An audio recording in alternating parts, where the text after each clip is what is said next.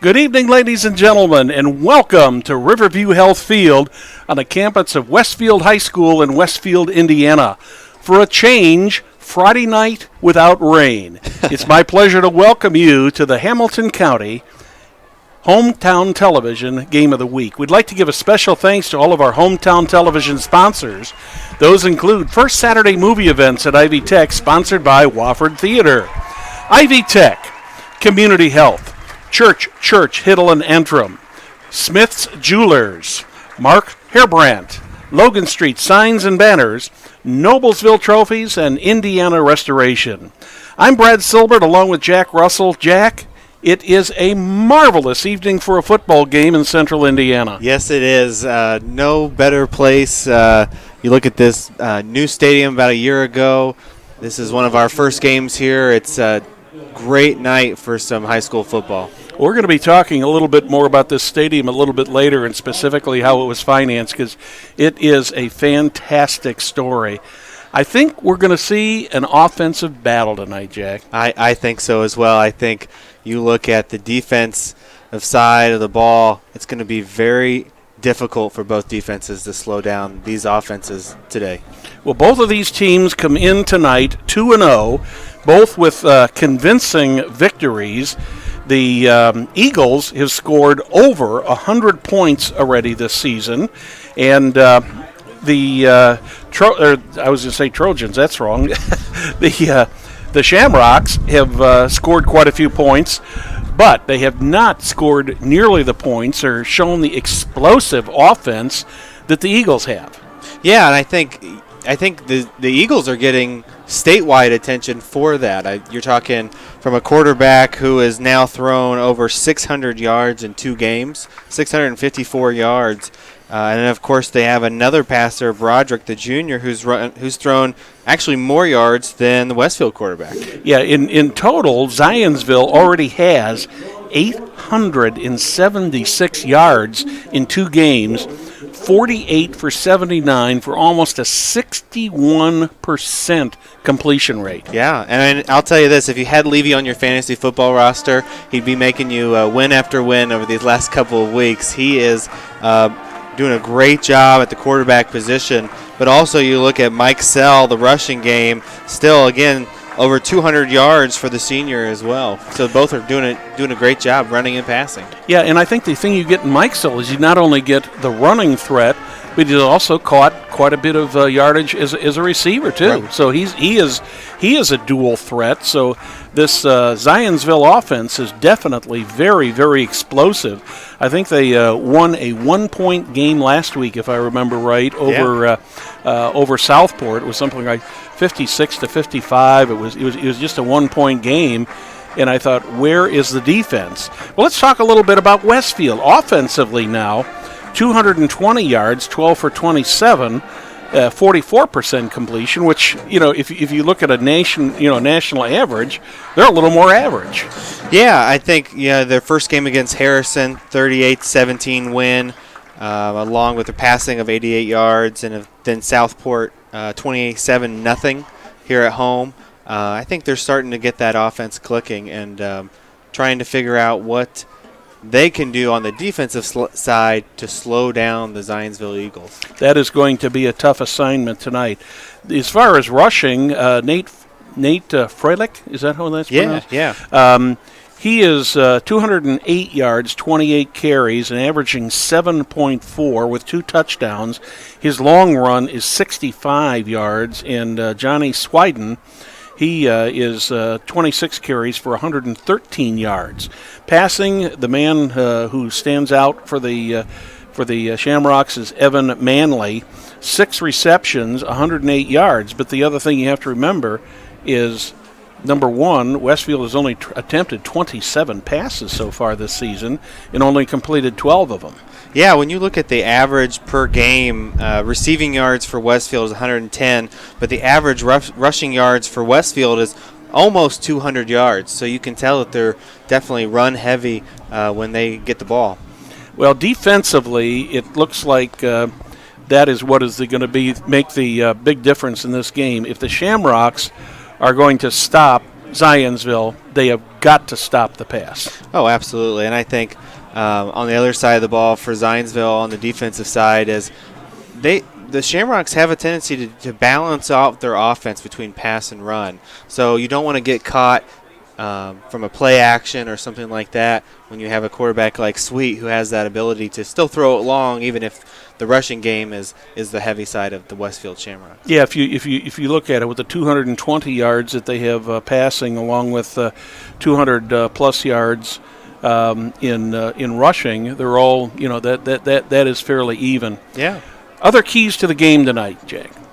I think the biggest key is if the Shamrocks are running the ball, they can take some time off the clock. And I think that they need to focus on what they're good at. I don't think when you see a Zionsville team that's going to probably throw the ball, a lot of times they're going to put the ball in the air. You don't want to try to match that. You want to focus on what you're good at. And I think that if Shamrocks can run the ball and then make some key stops on defense, I think that they can do that.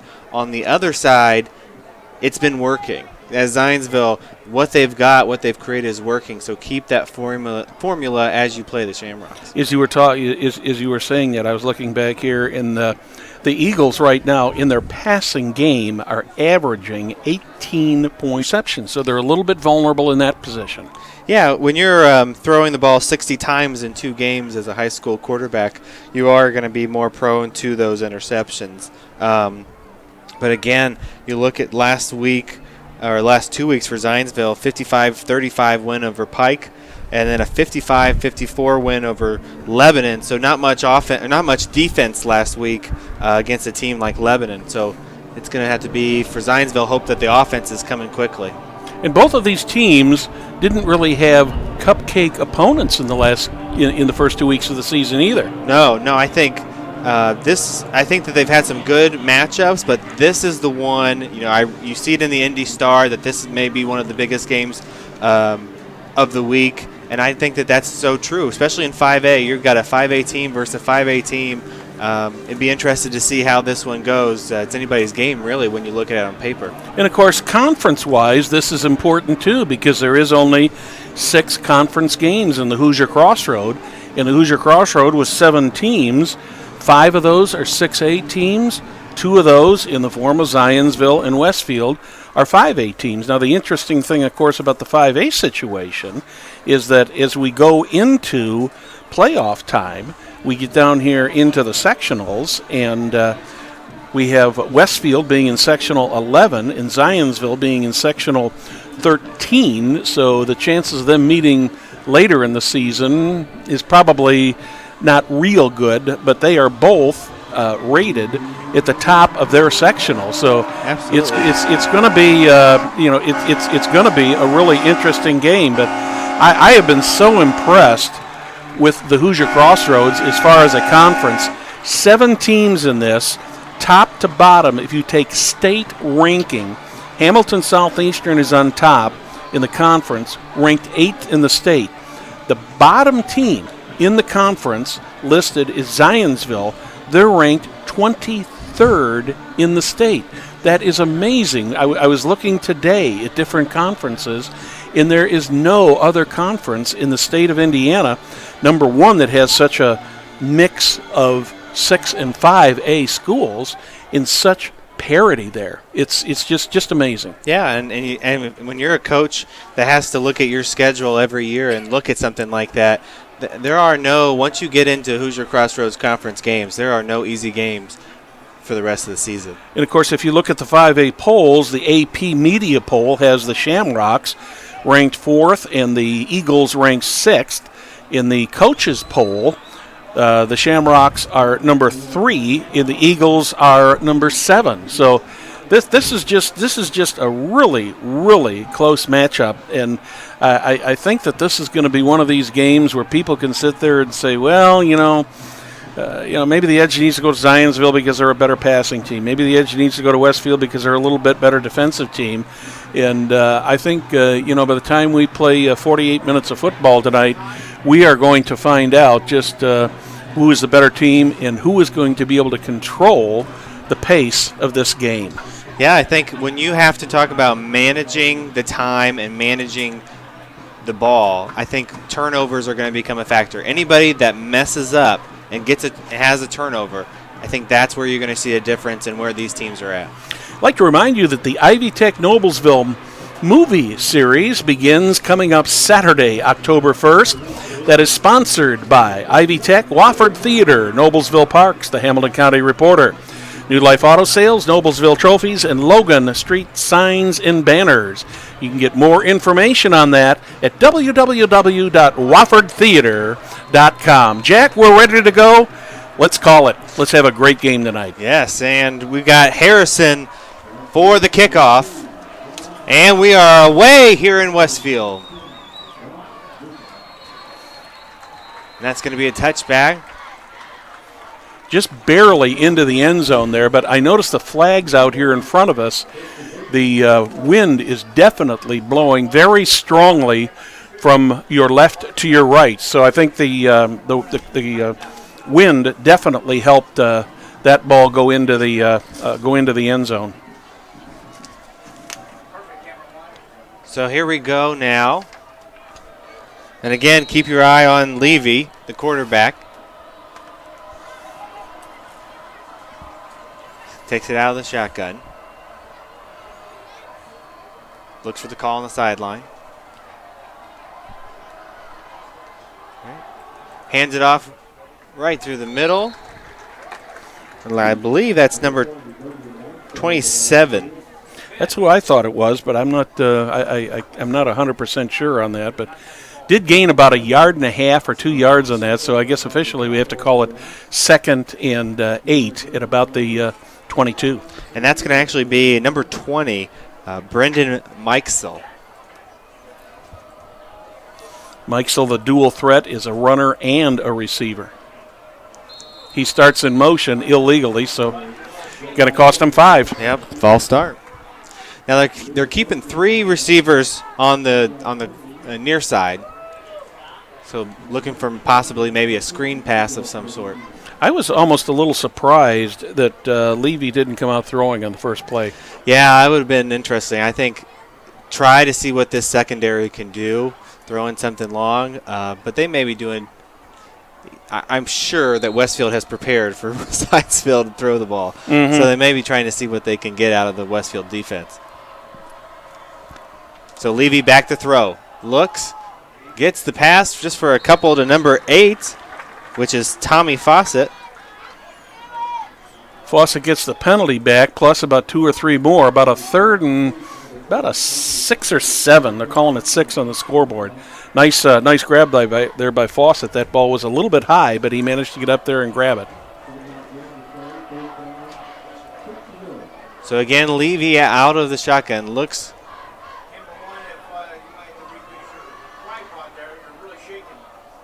Out, looks. Little dump pass again to Fawcett. Keeps going all the way. Takes a blocker. It looks like that was number 27, Chris Zolto, who ran him out of bounds. Finally got an arm on him. He broke about 2 or 3 tackles on that play. Ended up gaining well over 30 yards on that play. And it looks like that. I mean, just a small dump pass there for about 20 yards. Well, he had 6 to go for the first down, and he had the first down and added about 25 more to that. The Levy out of the shotgun again, looks for the call.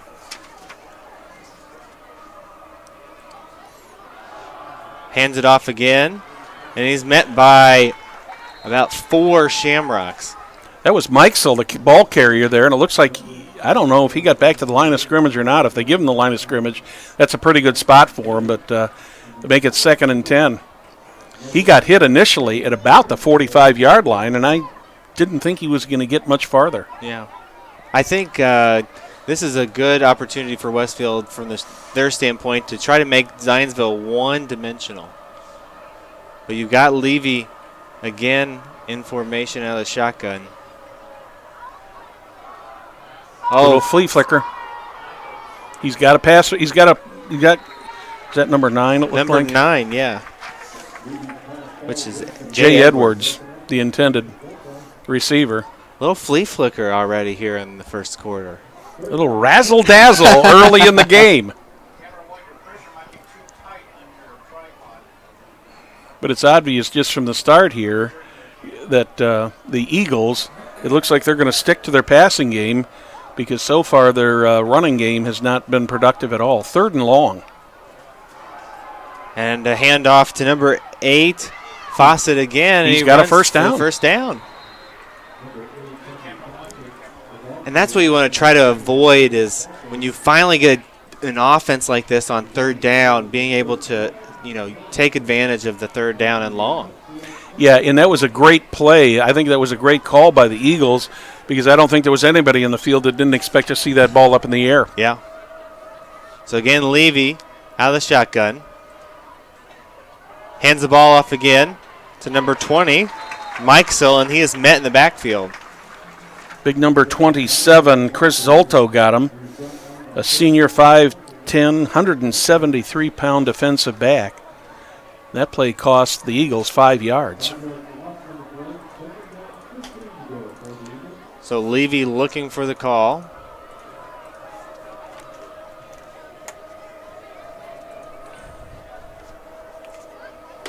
So Levy again back in shotgun.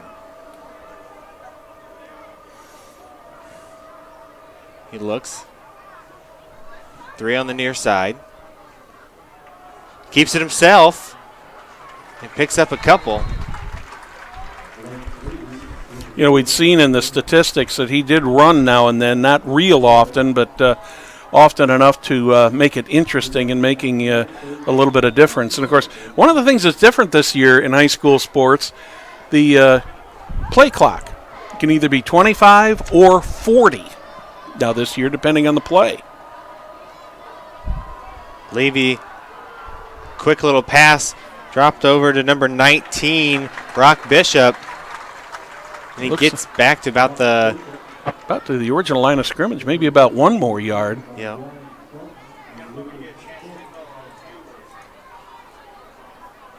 So that's going to be a 4th and about 8 or 9 from about the 28 or 29 yard line. Looks like they're going to go for it here. Yep, going for it. Levy out of the shotgun. Looks again for the play call.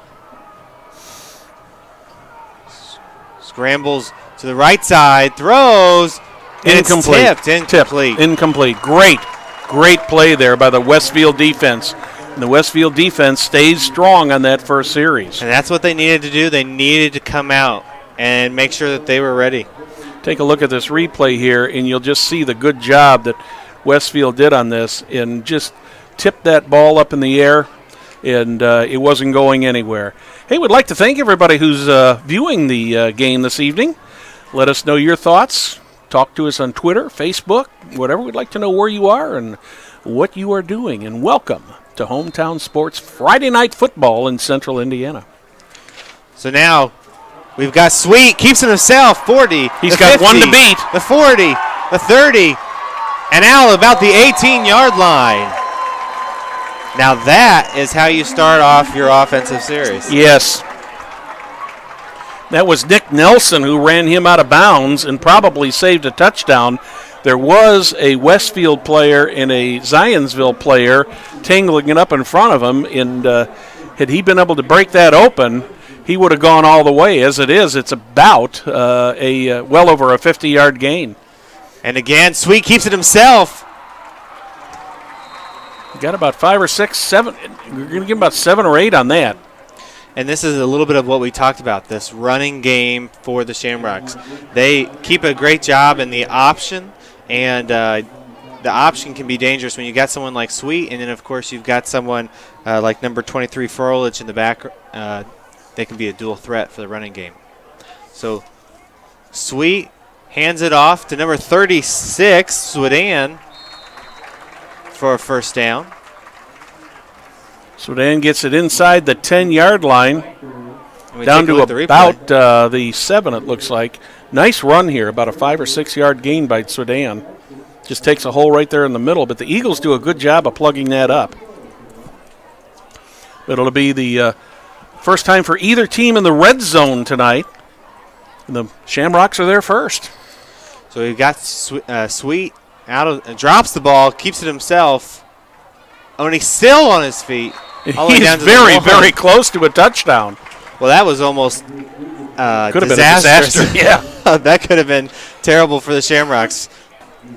But when you've got a senior at quarterback, 9 times out of 10, even with that opportunity on the ground, they usually have a sense to come and pick it up. Well, let's put it this way. The ball took a good Westfield bounce, most definitely.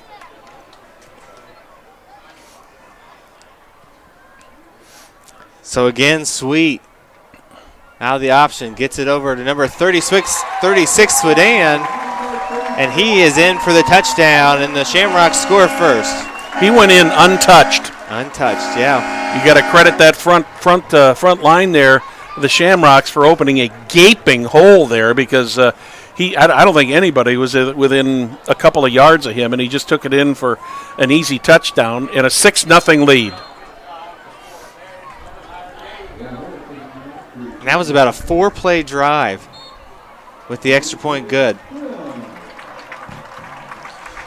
So with 6:05 left to play in the first quarter, the Westfield Shamrocks 7 and the Eagles 0.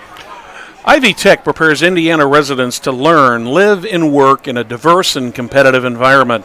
To answer any questions on enrolling or general information, you can visit their website at www.ivytech.edu or give them a call, 317-921-4300.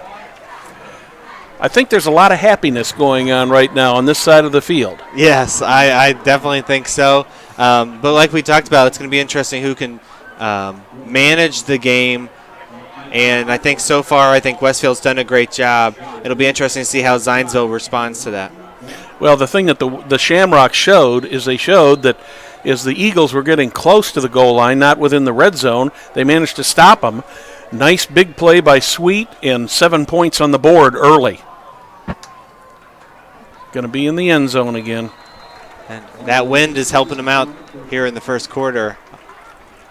But we'll get to see Levy in the offense from Zionsville come back out on the field.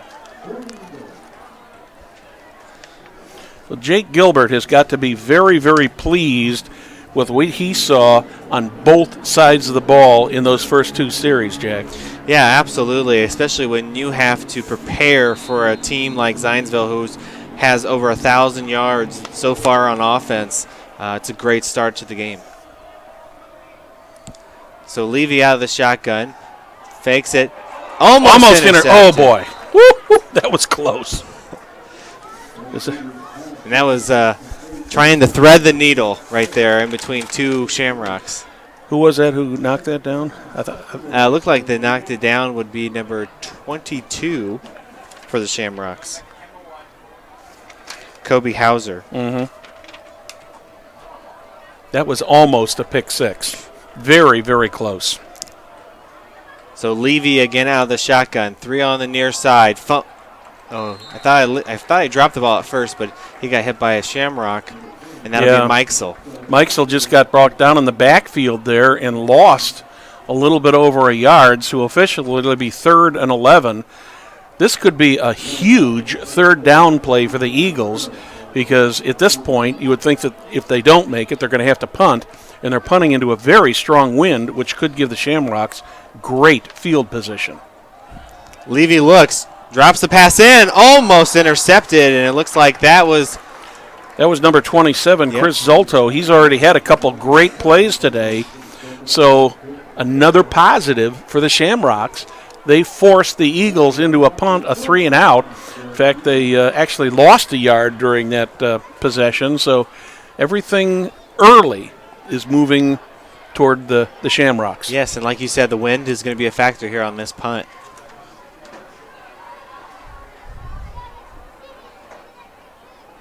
He gets it off, and it's a short one. And with the fair catch. At about the 37 or 38-yard line. Great field position for the Westfield Shamrocks. And that was number 22, Kobe Hauser, who took that punt. I never saw him signal for the fair catch. I did not see it He must either. have signaled early because all of a sudden he caught the ball and there were about 4 or 5 Eagles around him and nobody went to tackle him. And I think even at the college level, last night, Tennessee, Appalachian State, that one guy got ejected for helmet-to-helmet contact, so it's very dangerous sometimes. Sweet looking for something. He's in trouble. And get wrapped up. Number 5, Ben Alderain, got in there.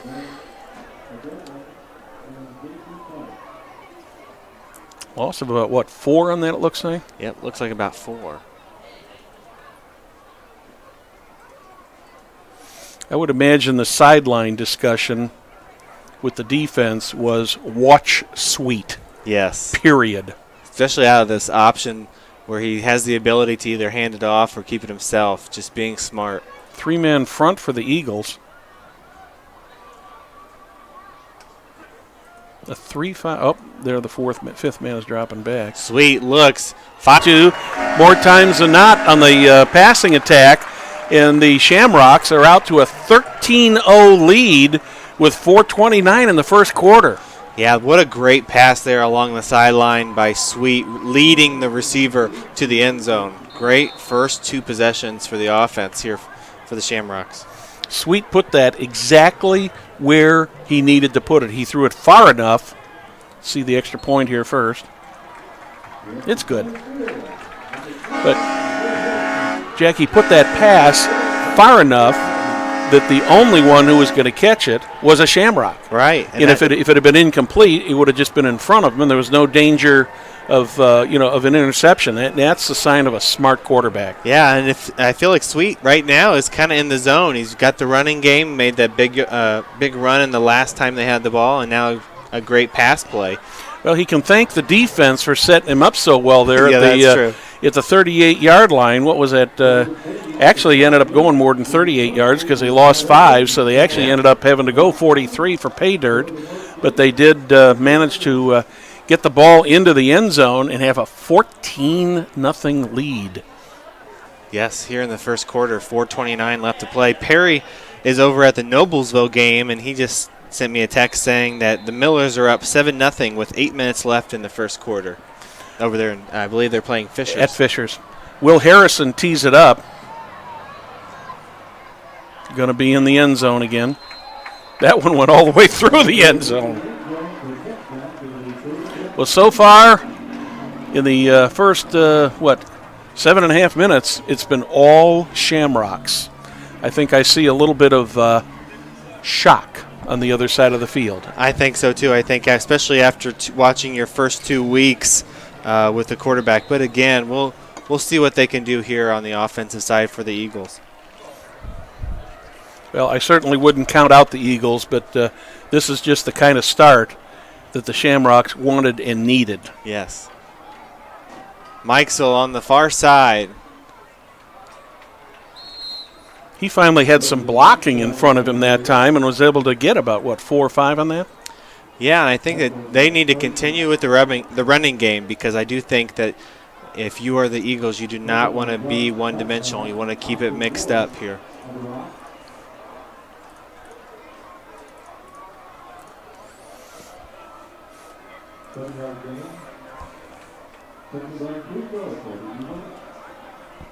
And it looks like the quarterback is actually not Levy. The quarterback actually is Andrew Broderick. Yes, I noticed that. I just noticed that as you were saying that. So I hope everything's okay on the sidelines. I don't recall Levy taking any hard hits or anything, but I'm trying to see if I see him on the sideline there. So Andrew Broker is the quarterback. Andrew Broker is the quarterback. Mikesell, the running back. Broker looks. Quick pass over to Fawcett. Gain of a couple.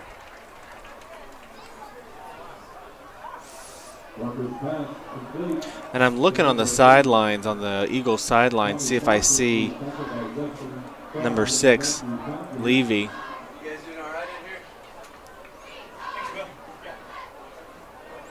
I would guess he might be huddled with a couple coaches right now talking things over. Yeah. So Broker, the quarterback, hikes it, hands it off, slips and falls. That's Mikesel, number 20. Mikesel lost the 3 yards that were gained on the previous play, and it's going to be a 3rd and long now. And so far on 3rd downs, the Shamrocks has stepped up. 4-man front defensively for the Shamrocks. Brocker in the shotgun, 3 on the near side. He looks, gets it over to Fawcett and drops it. He had it turned before he had the ball and dropped it, so that'll make it a 4th down. I think he sensed a little bit of the Shamrock right next to him. Yeah, I think he was feeling somebody there and feeling like I'm going to get hit. So that forces another punt. Let's see what kind of field position the Shamrocks end up with this time. Here comes Kobe Hauser is back. That was close to getting blocked. And it's going to... That's going to go out of bounds at right about the 45-yard line. I think that's where the side judge is marking that. So about a 20-yard punt is all they got out of that. And, you know, as we look over to our left here, Jack, the flags are still almost straight out, blowing straight across the straight down the field here. Yeah, and if you're the Shamrocks that have this momentum right now, that's the best thing that you want on your side right now is the wind going in your direction. Yeah, anytime you're at the 45-yard line, even if it's your 45-yard line, that's good field position to start a drive. Absolutely. So Sweet in the option. Hands it off to Swedan for a gain of a couple. Gain of about 6. Well, he got 6 on that. And still, we've maybe only seen 1 or 2 passing plays, and out of the 1 or 2, one of them was a touchdown. So still got to be ready to go here for the Zionsville. Swedan again with the ball for the 1st down. Picked up 5 more. 1st down plus 1. And they keep moving the chains. Swedan looking for the call on the sideline. Now on the other side of the 50-yard line. Swedan looks. Low snap. Quick pass over to number 32, Pettijohn. He keeps going. And it looks like he'll have enough for the 1st down. Run out of bounds by number 4, Jack Banks. Going to be very close to the 1st down.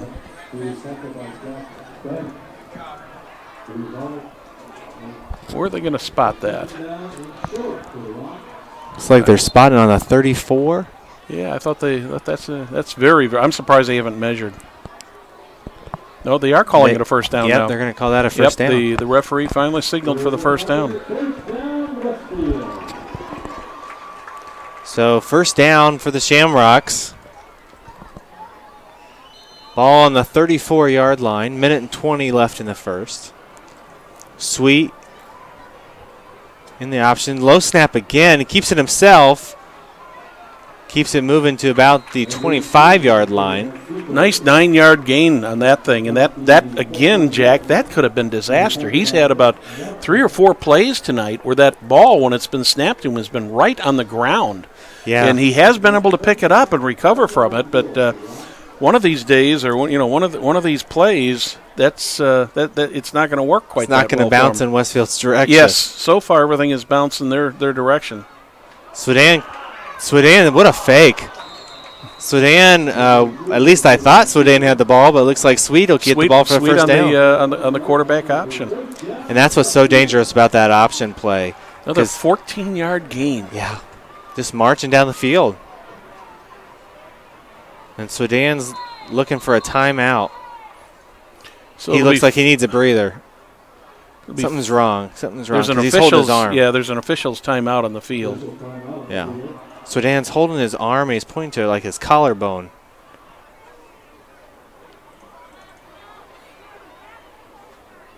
Both teams have come off of the field. Now the referee is calling them back on the field.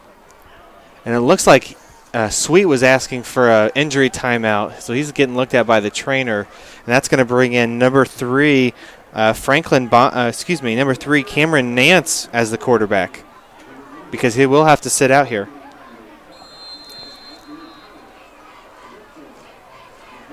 And it looks so Nance is going to be the quarterback. What a strange first half for quarterbacks. Yes, it has been.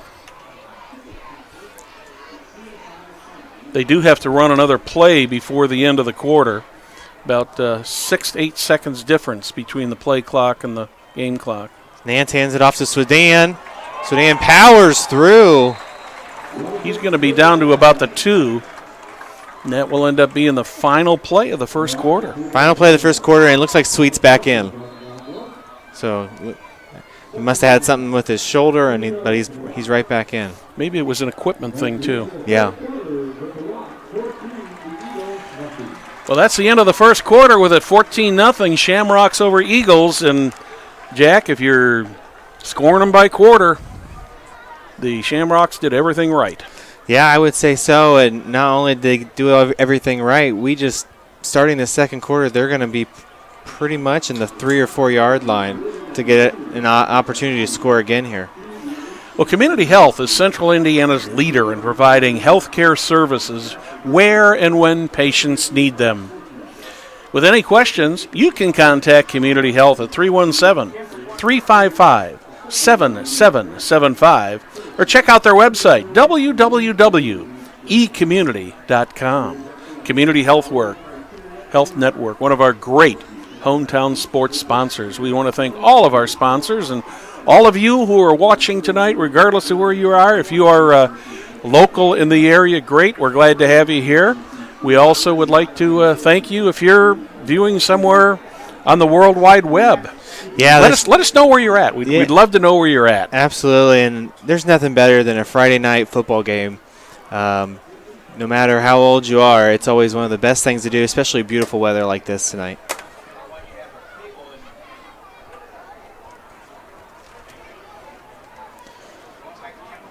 So we are going to start the second quarter. Sweet with the ball, or in the quarterback position. They're officially calling it first and goal from the 2. First and goal, and that's a touchdown. First it's irrelevant. It's a touchdown, as you say. Jonathan Swaden in for the touchdown. So Swadan with the touchdown, and that's going to give them a little bit more of a lead. Well, the Shamrocks have done a good job of mixing up the scoring plays tonight, Jack. 2 by run, 1 by pass. Yes, a little bit of like Paul Revere. 2 by land, 1 by sea. And it's good. Extra point by Harrison is good. Hey, you can follow Hamilton County TV on Twitter. That's at hctelevision.com. Like us on Facebook.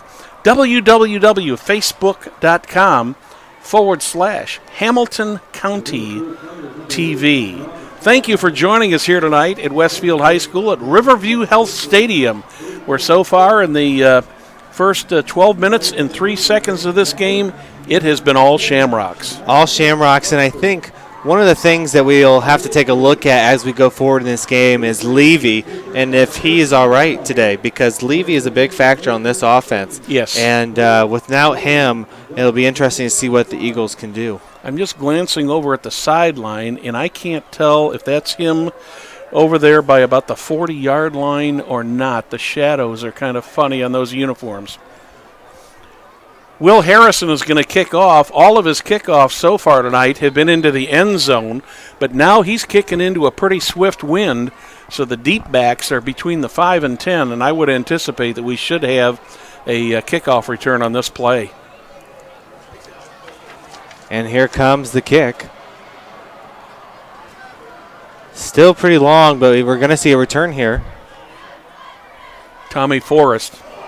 Fumble. Still down, and the Zionsville's going to recover. Boy, that ball bounced about 2 or 3 times. I thought at one point, the Shamrocks had it, then it came out again, and it looked like The Eagles had it, came out again, and it just kept bouncing back and forth. Finally, it looks like it went down at about, the 27, 28-yard line there. Yeah, talk about an opportunity saved for the Zionsville Eagles, because losing the ball right now would have been terrible for them. Well, Tommy Fawcett took a really, really hard hit. I didn't see who hit him, but whoever hit him so hard that ball just came popping out. Brocker is the quarterback. Looks, hands it off to Mikesel, number 20, and he is met by number 34 for the Shamrocks, and that's going to be Jackson Garrett. And he lost a yard on that.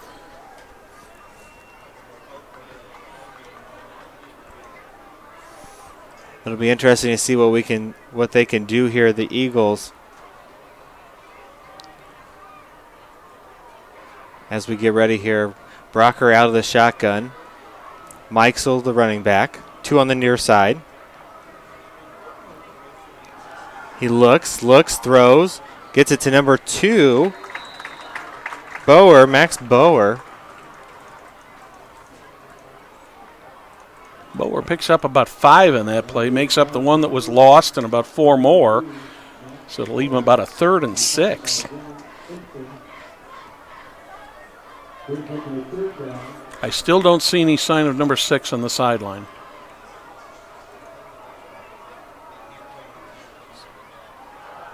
Mikesel with the run, and it's going to give him just a couple. So that's going to be 4th down for the Eagles. 4th and 4. And it doesn't look like the punting unit's going to come on.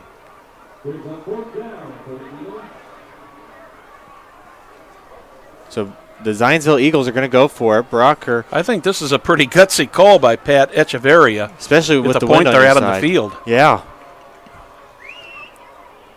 Unless they're going to try to pull them off sides here, maybe, because there's less than 5 yards to go. 3 wide receivers on the far side, 2 on the near side. Brocker, the quarterback, looks, runs it himself. Keeps it. No, he's going to be short. Not going to get it. Turnover by Zionsville. Wow. Yeah, interesting call. Well, I give Pat Echeverria credit for trying to do that, because I think he's at a point right now, Jack, where he just needs to do something to get this team, to get this team moving. Had they been able to make that would have been a huge play. Yes, but I think now you're looking at 21-0, and you're going to have Westfield right now with the ball on the 36-yard line. Yeah, 36 yards away from another score. Sweet he does hand it off. Excuse me. Hands it off to number 23, Nate Froelich, and that's going to be about a gain of 7. Froelich did a nice job of weaving in and out of the players there, and making what probably would have been about a 3 or 4 yard gain into an 8 yard gain. Yeah, again, Sweet hands it off again, and Froelich is still going. It looks like they're going to mark him at about the... It's going to be close. About the 25, which should be enough for a first down. They are giving him the first down. Again, moving the chains here for the Shamrocks and with this running attack. Once again, the 40-second clock now comes into a factor in this game compared to what it used to be with just 25. Looking for the call on the sideline. New rule this year. Just a change of rule to go in to align with college and pros as far as the game or the clock. Sweet hands it off again to number 23, Froelich. Froelich had a good grip on that ball. I noticed that it looked like, I think it was number 29 for the Eagles. That would be Nick Nelson. He was trying to pry that ball loose, and Froelich was not letting that ball go at all. Froelich on the season, 208 yards with 2 touchdowns, so definitely somebody that the Shamrocks use on a consistent basis. Sweet looking for the call on the sidelines. 2 on the far side. You got Manley on the near side. Sweet, the quarterback, looks, hands it off again. And he keeps going. He's got one to beat now. Froelich He's in the end zone. So another running touchdown for the Shamrocks by number 23, Nate Froelich. You know, Jack, if you would have told me with 15 minutes and about 54 seconds going in the game that the score would be 28-0, I would have told you ain't no way. Ain't no way. No, I think this has been a surprising second quarter, a surprising game for a lot of people.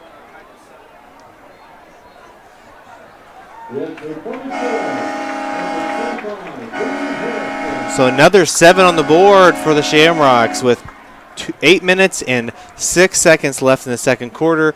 The Shamrocks lead 28-0 over the Eagles. The Shamrocks are just plain and simple putting on a clinic for the Eagles this evening. They really are. It's dominant running game, having opportunities. Great job, which we don't always mention, but great job by the offensive line to have these holes available for the running back and the quarterback. Yeah, the one thing the Shamrocks have been able to do, they've been able to take advantage of good field position. Yes, absolutely. That makes such a difference. Harrison will tee it up again. So let's see if this Zionsville team can get something going with a different quarterback. Again, Andrew Brocker, number 15, 5'11", 180-pound quarterback. See if he can get things going here for the Zionsville Eagles. Tommy Fawcett's going to pick that one up at about the 2 or 3. Oh, man, he got a hard hit there. Big stop by number 42 from the Shamrocks. Hank Grenda bounced him out of bounds. Looks like they'll give him about the 23. So here we go now. Levy is back in at quarterback.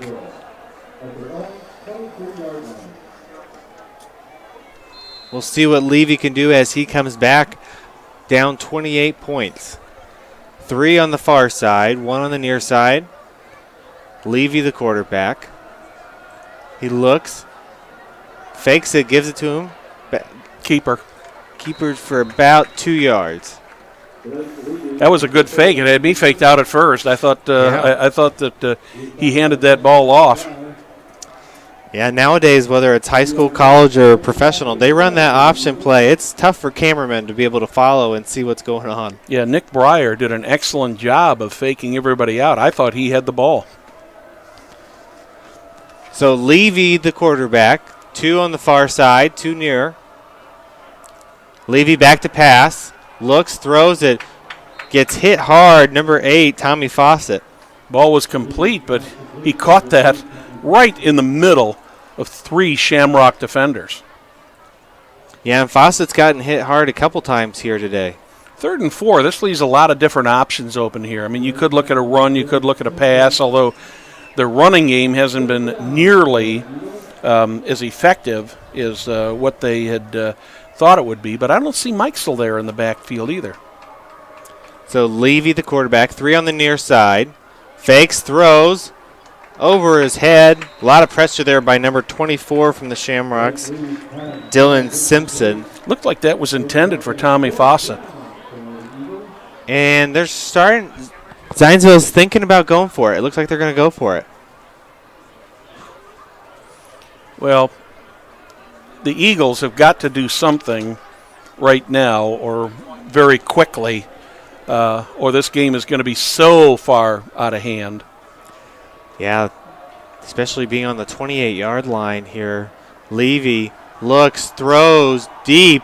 It's caught by number 9, Jay Edwards. Now that's what they needed.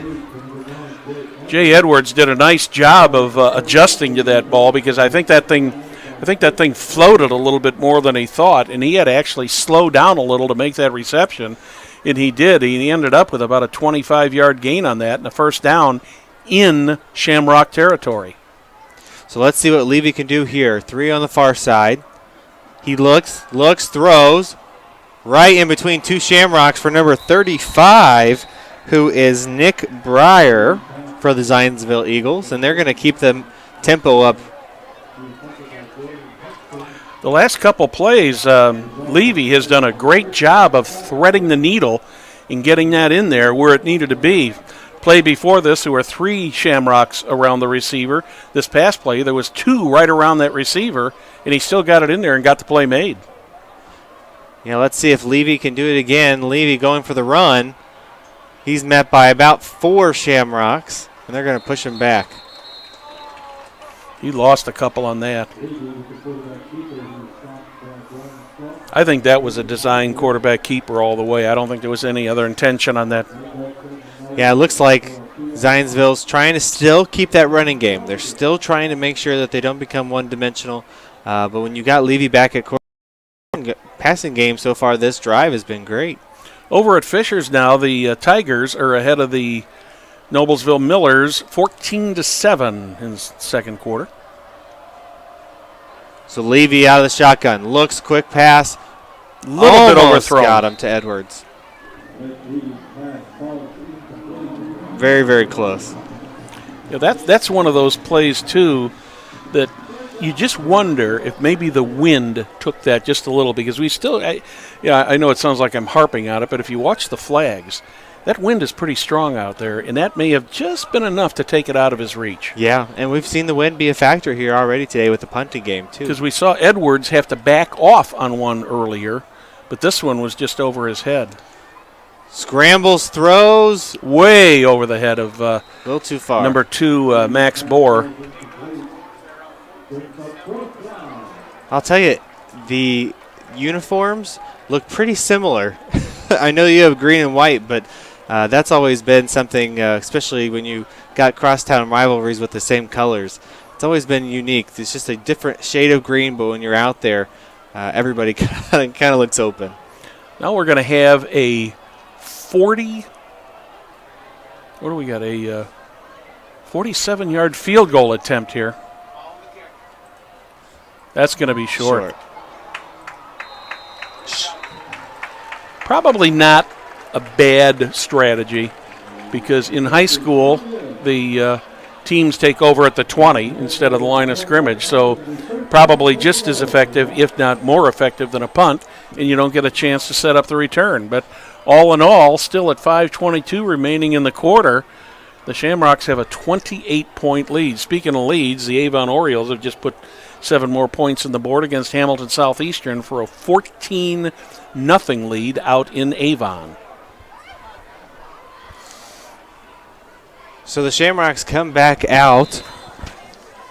Sweet, the quarterback. He looks, hikes, hands it off to I think that's number 28. That's what I thought, 28, Dorian Henson? Dorian Henson, yes. So Dorian Henson, he is the sophomore, 6'2", 180-pound running back. So Sweet looks for the call on the sideline. Gets him up to the line very quickly, even though he's got 20 seconds remaining on the play clock. Still looking for the call from the quarterback, or from the coach.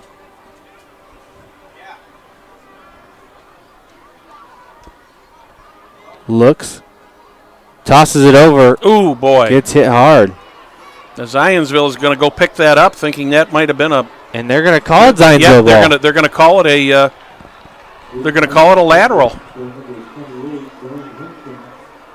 A huge mistake by the Shamrocks, because they did not pursue that ball at all. They just thought that the receiver on that just thought that was an incomplete pass. A smart move by the Eagles, and the Eagles have gotten the break that they really need in this game. Yeah, they definitely needed something like this. It looked like a miscommunication for Henson, giving him an opportunity here for Zionsville to put some points on the board. Well, I was watching the side judge, and he never signaled incomplete, which would mean it was a live ball. So Zionsville 3 on the near side. Looks, throws quickly. Complete. Looks like the catch was by number 17, which is Joey Goggins. Ethan Hudson.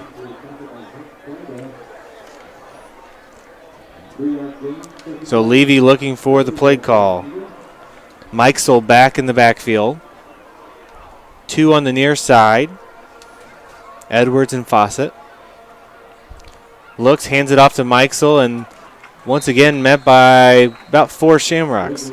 Mikesel just has not had anything on the running game tonight. He lost the 2 yards that they gained on the last play and puts it back to a 3rd and 10. So 3rd and 10 for the Eagles on the 14-yard line. If the Shamrocks can hold them here and limit them to a possible field goal attempt, that would be a moral victory for them at this point. Absolutely.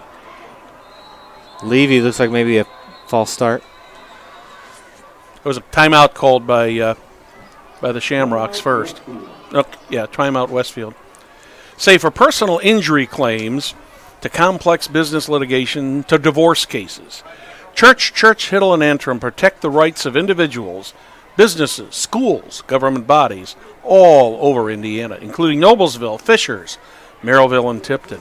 Contact their Noblesville office at 317-773-5320 or simply visit their website, www.cchhlaw.com. Church, Hiddle, and Antrim. So timeout here. If you're the Eagles, you need to score. And if you're the Shamrocks, you would definitely want to stop this. I know that seems like simple math, but definitely for the Zionsville, they need to get some points on the board here.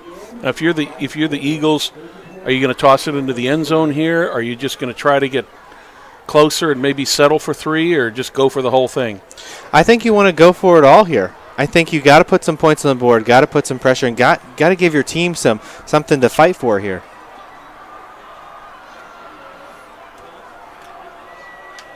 So 3 on the near side. Fawcett, Edwards, and Edgel. Levy looks for the call from the coach.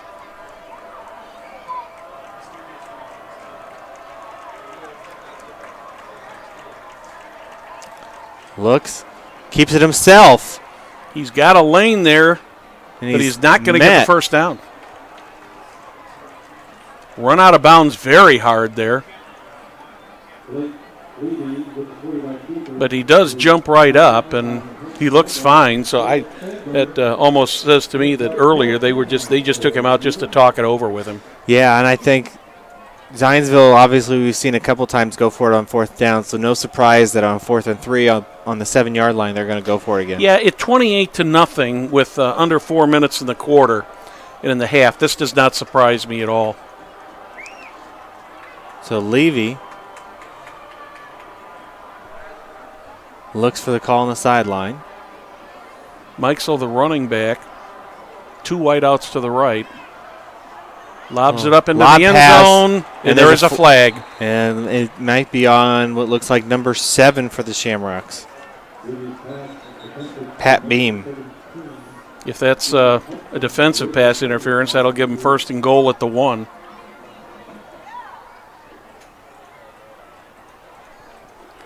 Looked very close that could actually go either way. See what the call is going to be here. It's on the defense.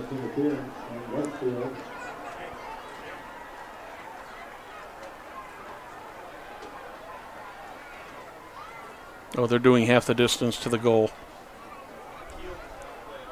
Should still give him a 1st down here. Yeah, it's 1st and goal at the 3. There's no doubt about that. It's an automatic 1st down. So let's see if Zionsville can get it in the end zone here. Levy, the quarterback. Hands it off to Mikesel, who is close. Very not close. Not quite. Looks like he's probably inside the 1. Ran about 20 yards to gain 2. Absolutely. They're putting it right at the 1. So 2nd and 1.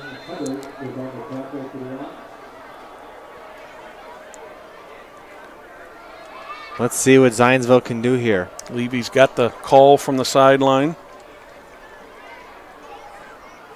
Handed off again to Mikesel, and he is met immediately. No gain. So it'll be 3rd and 1.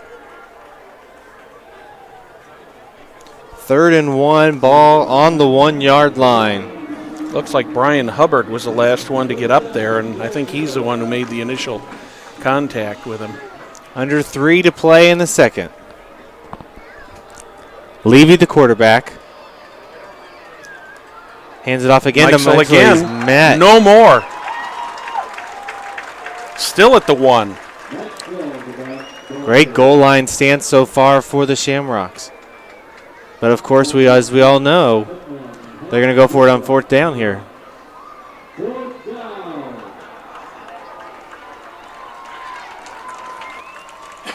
So let's see what both teams can do here.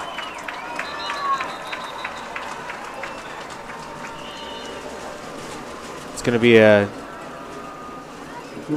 official timeout. Resetting the 25-second clock or the play clock. Now they're winding him.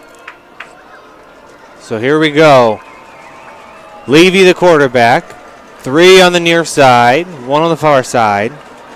Mikesel, the running back. And then Zionsville's coach is about halfway down the field asking for a timeout. Yep.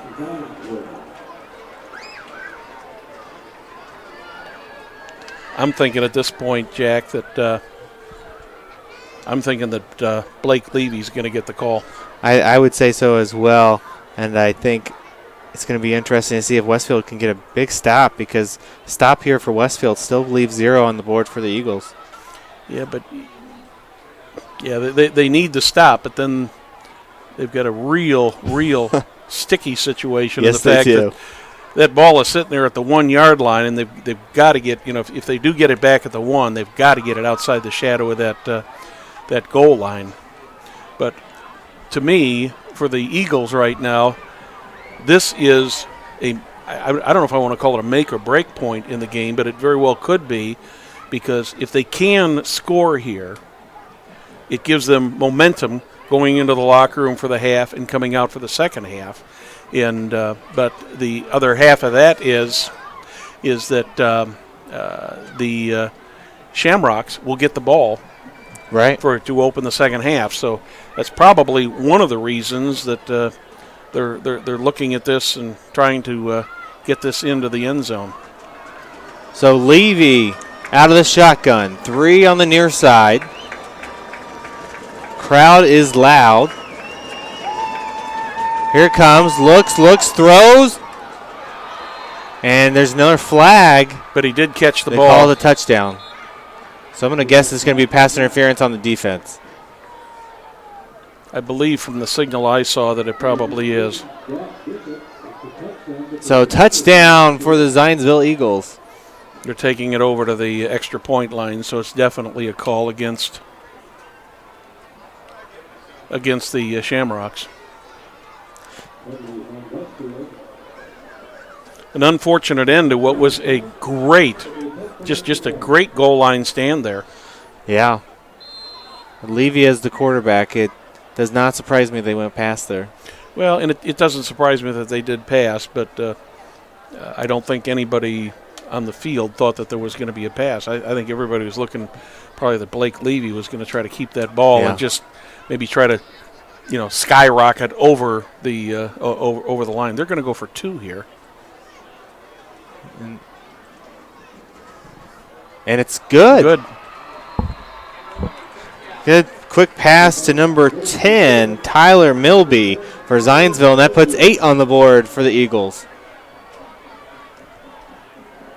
And they did a unique set there. Yes, it was. It was definitely unique. Milby just broke in motion there across behind the line of scrimmage, and just as soon as the ball was snapped, he was heading up the field, and I don't think that Levy had that ball in his hand more than a second or two. He took a couple steps toward this side of the field and tossed it out there, and he had Milby wide open there in the end zone for the 2-point conversion. Still a minute and 58 left to go here, Jack. I mean, anything can happen in this last minute and 58, as explosive as the Shamrocks have been so far this evening. Yeah, this is when you get your 2-minute drill offense ready to go here for the Shamrocks. And if you're the defense for Zionsville, making a stop here would be big with a great momentum going in for Zionsville. Ryan Stein is the kicker for the Eagles. Still got a good wind at his back. That's returnable. Griffin Pope is the returner. Nice return. Down to about the 26. He picked that up at about the 2 or 3. Got about a 22-23 yard return there. So 1:52 left in the second quarter. Westfield with the ball. Now, what's your recommendation here? Do you think the Shamrocks will go conservative and maybe take a couple running plays? Or I think we've only had one pass, or maybe 1 or 2 passes. I imagine they'll still keep that option read here. That one for Swedan. The Eagles with 2 timeouts left. We'll have to see if they use their timeouts now. No gain on the play.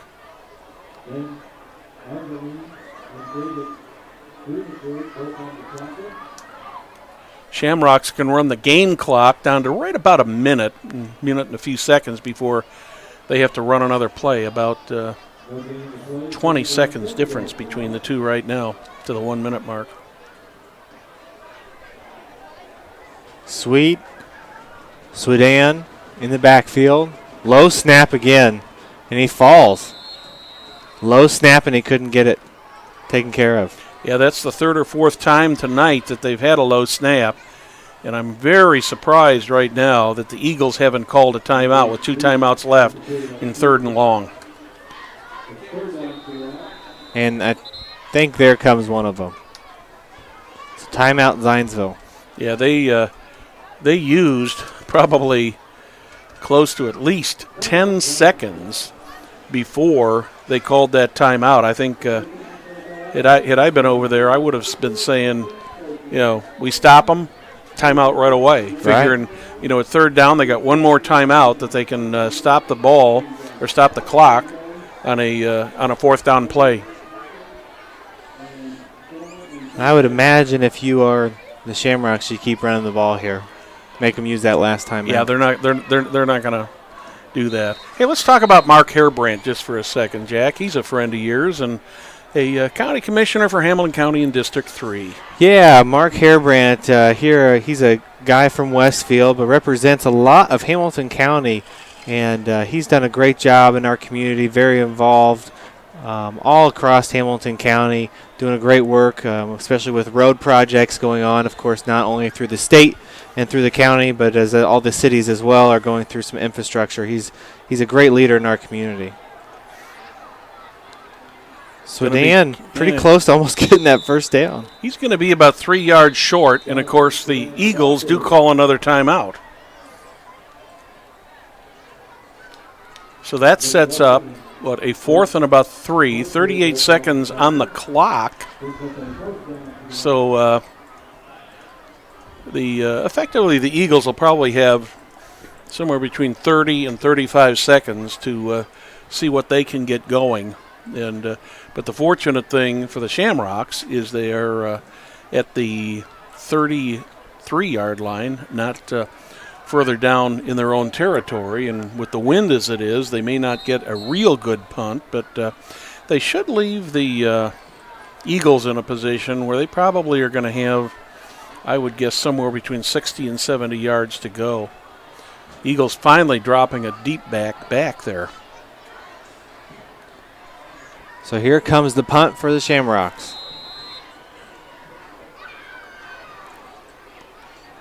Looks like the Eagles might be going for the block. That one takes a great Shamrock bounce. All the way to the 25. And it took it took better than 12 seconds off the clock. So the Eagles are going to have 27 seconds to see if they can put something more on the board. And they're going to try to go for the home run. I mean, they've done that a couple times on 4th down. I can't imagine that they're not going to want to go for a home run ball here, especially with a quarterback like Levy. Well, as prolific as their passing offense has been, it wouldn't surprise me to see him put something up, 10, 15, 20 yards down there. They're not going to try a slant or just something little. He's going to probably go for all of it here. So Levy looks, quick pass, incomplete. That one was intended for number 9, Jay Edwards. I think that was number 27, Chris Zolto on the coverage, and that ball wasn't even anywhere near the receiver. But again, going pass here, trying to see what they can get. You got 3 on the near side, 2 on the far side. Levy out of the shotgun. Looks left, steps up, throws. Interception by number 37 for the Westfield Shamrocks, Justin Frey. Now 16 seconds left. They're on the what looks like 22-yard line. Fry did a really fine job of scoping out that pass, and he just stepped right in there and picked that thing off and took it back another 10 or 15 yards. And the Shamrocks, with 16 left on the clock, have got a chance to make up some of those 8 points that they gave up here earlier in the quarter. Yes, definitely an opportunity here for the Shamrocks. Quick 16 seconds. They do have a couple timeouts as well. The Shamrocks haven't been quite as explosive, except on that one long pass. They hand it back over to Swedan. Swedan takes it about to the 20. Good run. Timeout called. 9 seconds on the clock. For all practical purposes, probably time for about 2 more plays. Yeah, especially they got what? One more. It looks like they got one more timeout. Yep. Say, Smith Jewelers has been serving Hamilton County, including at Noblesville, Fishers, Westfield, and Carmel for over 65 years. Many jewelry stores have come and gone, yet Smith's remains. If one were to ask how and why, the answer would be their outstanding jewelry selection and customer service. The knowledgeable staff at Smith's Jewelers is eager to give our customers a memorable, positive experience. It's time for the Commissioner's Corner, an exclusive weekly update from the IHSAA or visit them online Commissioner at himself, Bobby Cox. Smith's on the Square. Now for the inside scoop on what's happening day to day with the IHSAA. Here's Coach looks Bob for the call over with Commissioner Bobby on the sideline. Commissioner Cox, always great to talk to you as we do. Sweet looks. Certainly this time of year we started our fall sports schedules, and I know Hands that it football off to number 23. To be safety and safety. Frolich. Better get that timeout called quick. Good time to revisit the safety That's going to leave protocols the in place field goal that the unit. IHSAA has. Concussion-wise, heat and See if they can hydration, get and 3 certainly points some here. things on the horizon for some spring sports. So let's.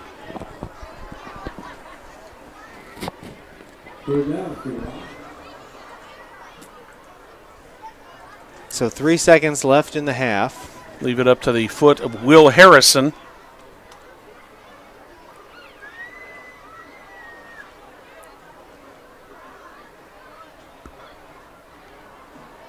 So here we go. About a 35-yard attempt into a wind.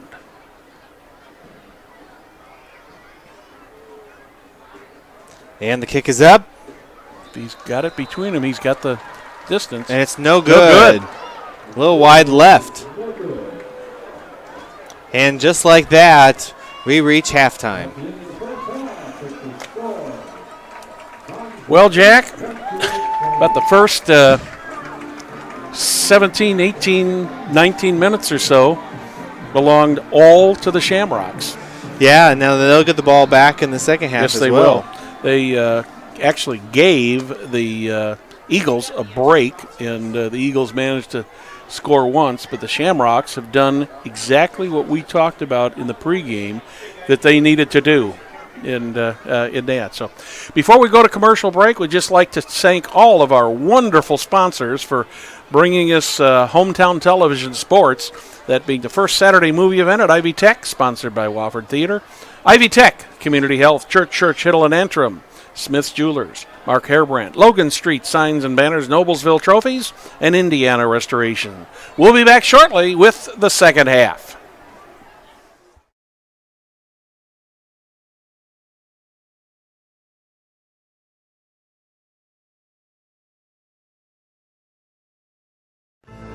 You know, when Margaret and I decided to sell the old estate here, we had only one choice in signage.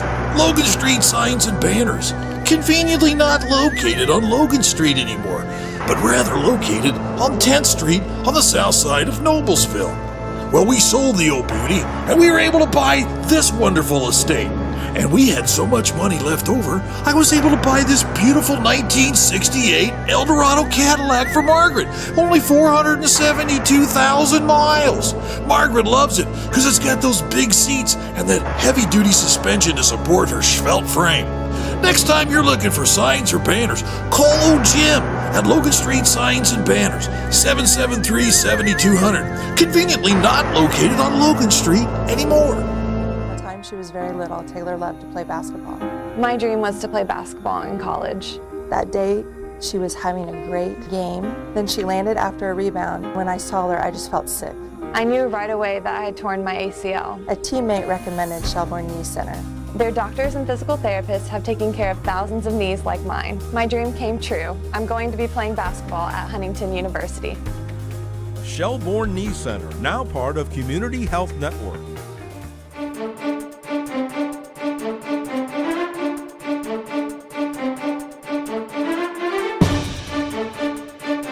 It's time for the Commissioner's Corner, an exclusive weekly update from the IHSAA Commissioner himself, Bobby Cox. Now for the inside scoop on what's happening day to day with the IHSAA. Here's Coach Bob Lovell with Commissioner Bobby Cox.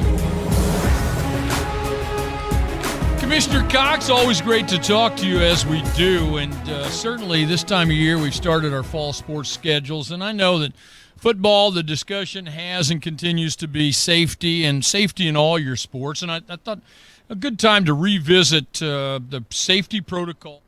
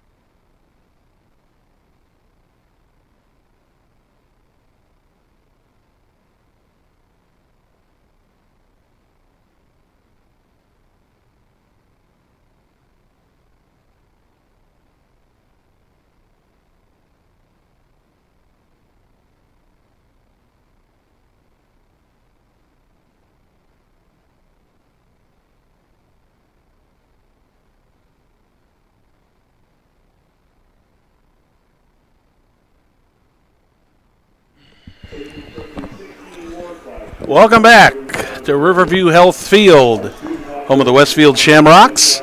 I'm Brad Silbert along with Jack Russell. Jack, it turned out to be just about what we thought in that first half, that the Shamrocks came out, played their hearts out defensively, made some great offensive plays, and took a 28-8 lead into the locker room at halftime. Yeah, it's kind of a little bit of exactly what we talked about is what offense would show up in the first half. I imagine Zionsville will make some adjustments, but the option run has been very effective for the Westfield Shamrocks. So it'll be interesting to see how the second half goes. Well, coming up in the weeks to come, next week, Hometown Television will be at Noblesville. That will be Craig Adkins and Perry Williams bringing you Westfield at Noblesville. I'm sure you'll be there watching. Yes, I'm very excited. Also, other Hoosier Crossroad Conference games next week. Avon is at Brownsburg. Zionsville hosts Brebeuf in probably what is one of the biggest football games of the year in central Indiana, and where I will be. It'll be Fishers at Hamilton Southeastern. That's always fun. That regardless of what stadium that game is at, there is always about a minimum of 8,000 and maybe on up to 10 to 12,000 people on the stadium, on the grounds. It is just it's just a huge event in the community of Fishers, and even though it is a rivalry game for both schools for bragging rights, it's still so good for the community. It's just great for the community. Absolutely. Absolutely. Let's talk a little bit more about the conference here, and we were talking about other conference games. Westfield coming up. They're going to Noblesville next week. Be back home here in 2 weeks against Hamilton Southeastern. You and I will be back here. 23rd, they go to Brownsburg. On the 30th, they'll host the Avon Orioles. And then October 7th, they will be at Fishers for their final HCC game of the season. For the Eagles, a little bit different schedule. They host Brebeuf next week. That will be their last non-conference game. At Noblesville on the 16th. They host Noblesville on the 16th. 23rd, they'll be at Hamilton Southeastern. 30th, they'll be at Brownsburg. I'm sorry, hosting Brownsburg. I gotta get new glasses. The 7th, they'll be at Avon, and they end their season on the 14th with a game against the Fishers Tigers. Now, last year, when it came down to the conference, the Hamilton Southeastern Royals ran the conference, had a perfect 6-0 in the conference. I am not a gambling man, Jack, but I am willing to bet that I don't think that there will be a 6-0 team in the HCC this year.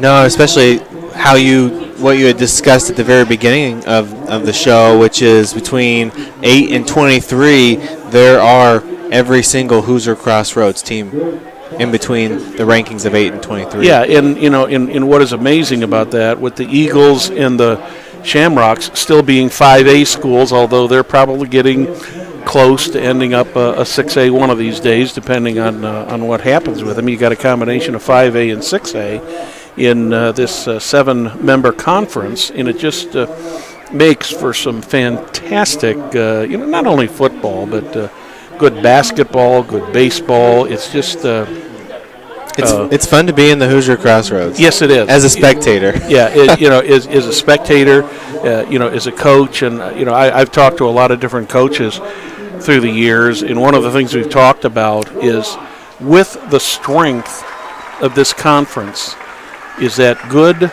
or is that bad? Because you're going to get in there. You may not win as many games as if you were in a in a weaker conference. And every one of the coaches said we like the competition. We like the level of competition, the rivalries that we have. I mean, for all practical purposes, you could almost say we have got 5 Hamilton County schools, because Zionsville is just across the border, just west there. And then we've got our Hendricks County teams in Avon and Brownsburg. And those teams have always put on some fantastic programs through the years. Yeah, and like you said with the rivalry, sports is such an important part of this community. Of course, us in Westfield having Graham Park being one of the largest sports complexes in the world. But, today celebrating 20 years of Westfield athletics, you see that in a lot in our communities, Noblesville, Fishers, HSE. There's a lot of passion anytime that you go to a game. So it's always great to be in the Hoosier Crossroads. Well, and to give you an idea of how good just these two teams alone are, the Shamrocks have been to the semi-state twice. Unfortunately, they have not won the state, but they've been to the semi-state, and they were there in '92 and they're in 13, and they played Lures and Cathedral in those games. Now, you look at Zionsville, they've been to the semi-state 3 times. They have won 3 times at the semi-state. In 2000, they lost to Heritage Hills. In '96, they beat Fort Wayne Dwenger. And then going back a lot of years, they beat Elwood in 1987. Now, that's when they were a 3A school. And, of course, in 1987, there was a young guy there coaching the Eagles by the name of Rick Wimmer, who we all know is over at Fishers right now. So, a lot of great competition here, a lot of great history. You talk about, we were talking about the Carmel Greyhounds, and I think you got a halftime score there that was it Center Grove's ahead of Carmel 6 just by 6 at halftime down in Center Grove. But it's not only the conference in Hamilton County, it's just all of the teams. Sheridan has always had a really good team. You couldn't ask for a better coach than Bud Wright. Right. Am I saying the correct thing to you? Yes. And then on to Hamilton Heights. All of these schools have got good, not only good football programs, they've got good athletic programs, and they're not only good, but they're well respected. They're class programs. Yes, you don't see. You don't see a lot of shenanigans in them, which in this day and age, it is a big deal. Yes, absolutely. It seriously is a big deal. Well, I'd like to take a moment just to give a special thanks to all of our hometown television sponsors supporting the Friday night football game of the week here on Hometown Sports. They include First Saturday Movie Events at Ivy Tech, which is sponsored by Wofford Theater. Ivy Tech, Community Health, Church, Hiddle and Antrim, Smith's Jewelers, Mark Hairbrandt, Logan Street Signs and Banners, Noblesville Trophies, and Indiana Restoration. Well, speaking of Logan Street Signs and Banners, they specialize in last-minute signage and banners, serving Hamilton County and Noblesville since 1992. I didn't think Wofford was that old. I didn't think he was that old either. Contact them at 317-773-7200. What year was that? 1892 is when that started, huh, Jim? Visit them at their website, www.loganstreetsigns.com. We're just about ready for the kickoff here. The clock is set back to 12 minutes. Well, what do you look for in the second half? Well, I think it'll be interesting to see what Zionsville offense we're going to see. I think when we talked a little bit before the game, we weren't sure if we were going to be able to keep up with the score. And it looks like what we need now is to see with Levy coming back out on the field in the second half what Zionsville offense is going to show up. And from that, make sure that Westfield, who I thought had a very, very almost perfect first half, to see if they can continue that.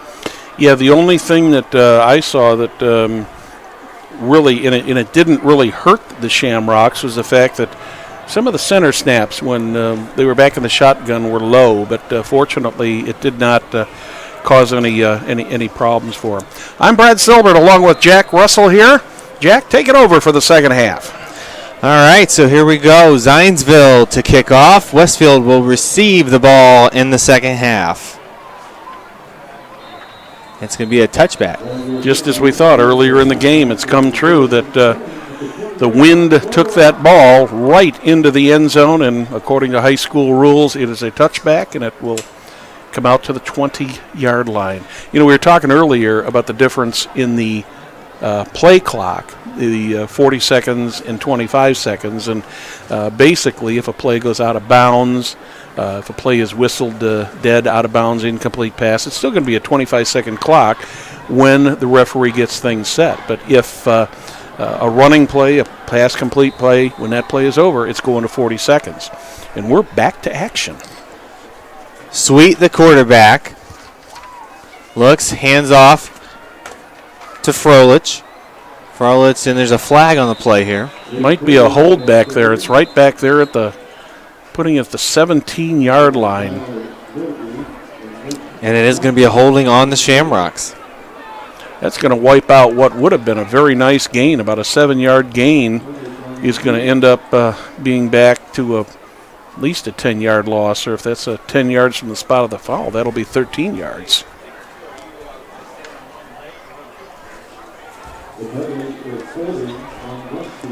So a hold here, first 5 seconds of action.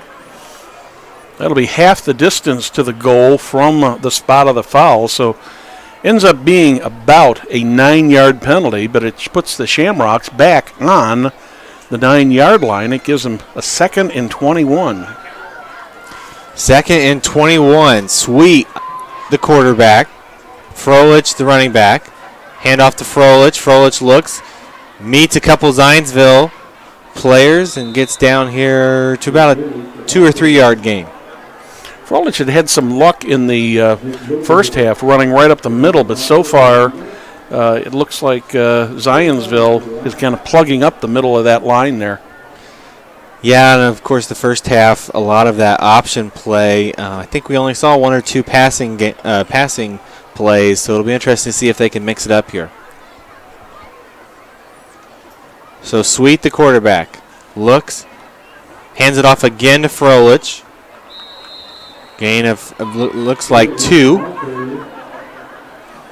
Going to have a third and about 14 or 15, it looks like. Oh, they're putting it right on the 15-yard line, so it will be a 3rd and 15. I'd imagine they'd go to the air here. Yeah, they're in a situation where they need 15 yards because a punt at this point with the wind is going to give the Eagles good field position if it happens. Sweet gained the play from the sideline. Got to hurry. He got Nice it off ball. just in time. And they hand it off again to Froelich. No gain. No gain. So no gain on the play. That's going to bring up 4th and 15 for the Shamrocks, and they're going to have to punt. Other than that first play that they got penalized on, Jack, they have played it extremely conservative. Yeah, trying to take some time off the clock here. But like you said, with a punt in going with the wind at them, this is going to be probably set up some good field position for the Zionsville Eagles. Nick Nelson is back deep to accept the punt. Comes the punt here. Nice high punt that Takes a takes a Zionsville bounce. bounce. Oh, boy. Oh. Big time. It's about a 5-yard Zionsville bounce. So good field position for Levy and the Zionsville Eagles, and great stop for the Zionsville defense that first time around. 24-yard punt, but in reality, that punt actually went closer to 30 yards and bounced there about the 45 and just took a big arching bounce right back to the 40 and sets up the Eagles in great field position. Levy in the shotgun, 3 on the far side. Mikesel, the running back. Play action, looks. Tried to find a little dump pass there, and somebody was not paying attention. I couldn't see if somebody tipped that or if it just went through somebody's hands. All of a sudden, the ball was missing. It just disappeared. Yeah. So here we go again, 2nd and 10. Levy on the 40-yard line. He looks, throws. That Fawcett? Yeah, throws it to Fawcett, and he might even lose a yard here. Yeah, it looks like they're going to set it at the 41.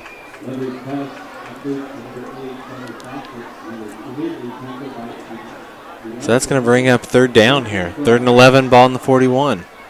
I would say the Eagles are definitely in 4-down territory right here at this point in the game. They have got to make something happen, and they've got to get back into this game big time. So Levy, the quarterback, 3 on the far side. Fawcett on the near side. He looks left. Looks, fires. Almost intercepted. Wow. Pass intended for number 2, Bower, but brought down by, looks like, number 22 for Westfield. Breaks that up here.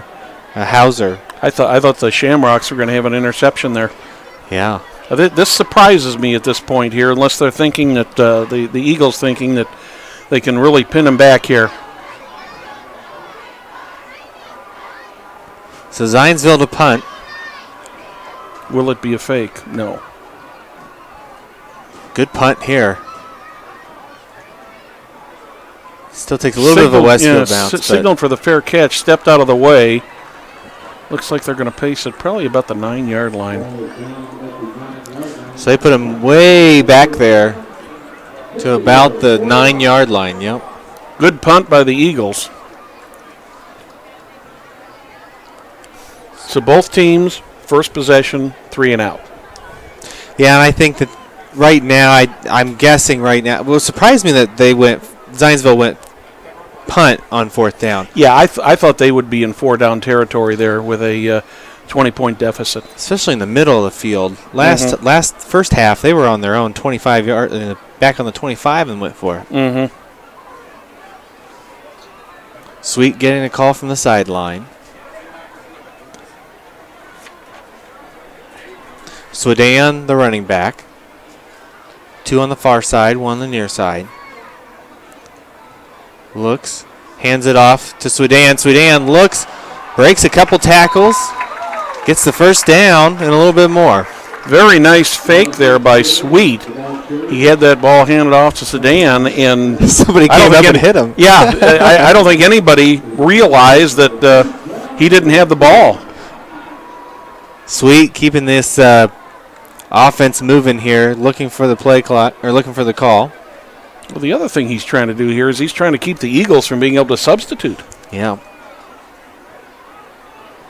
So Sweet out of the shotgun. Looks, hands the ball off again to Swedan. Swedan met by a couple Eagles. Got about 3 or 4 there.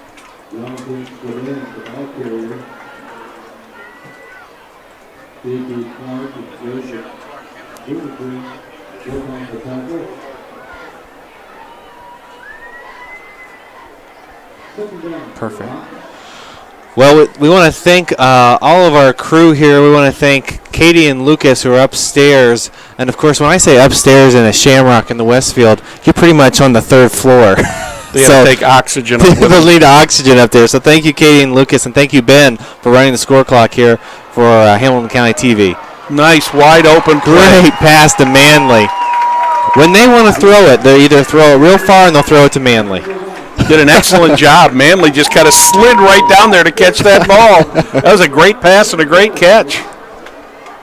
That's 2 seniors that can communicate pretty well to each other. Also want to thank Jim Wofford at the controls tonight. Of course. Jim doing his usual great job. He makes us sound good. Mm-hmm.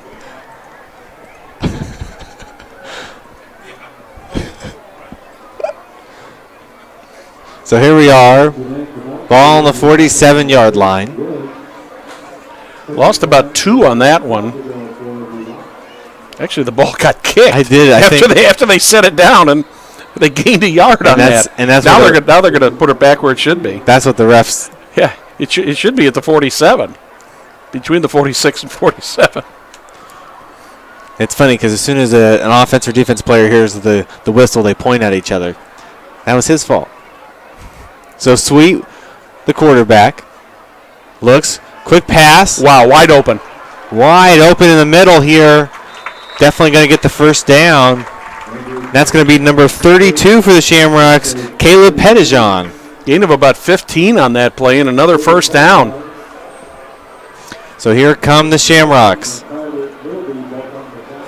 Running the no-huddle offense. Sweet has no intention of snapping that ball. All he's doing out there right now is getting up to the line, getting everybody set, and making sure that the Eagles don't have an opportunity to make a substitution. Great offensive strategy on the part of the Rocks.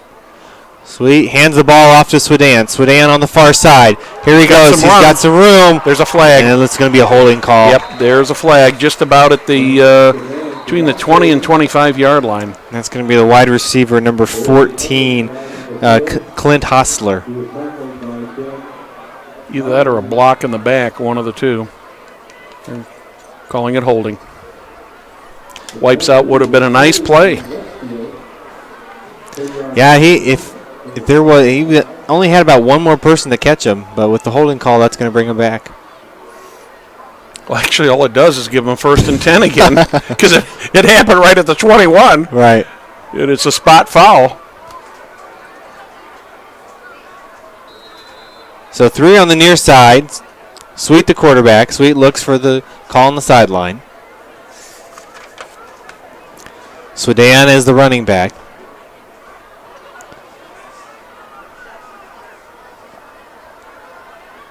Clock down to 10. Looks, hands it off to Swedan. Swedan is going to get a couple here, maybe 4. For his second first down run of the series.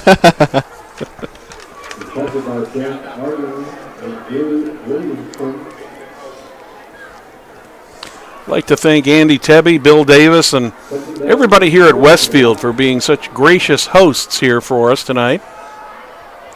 Great little dump pass off there to number 32 for Westfield, Skies.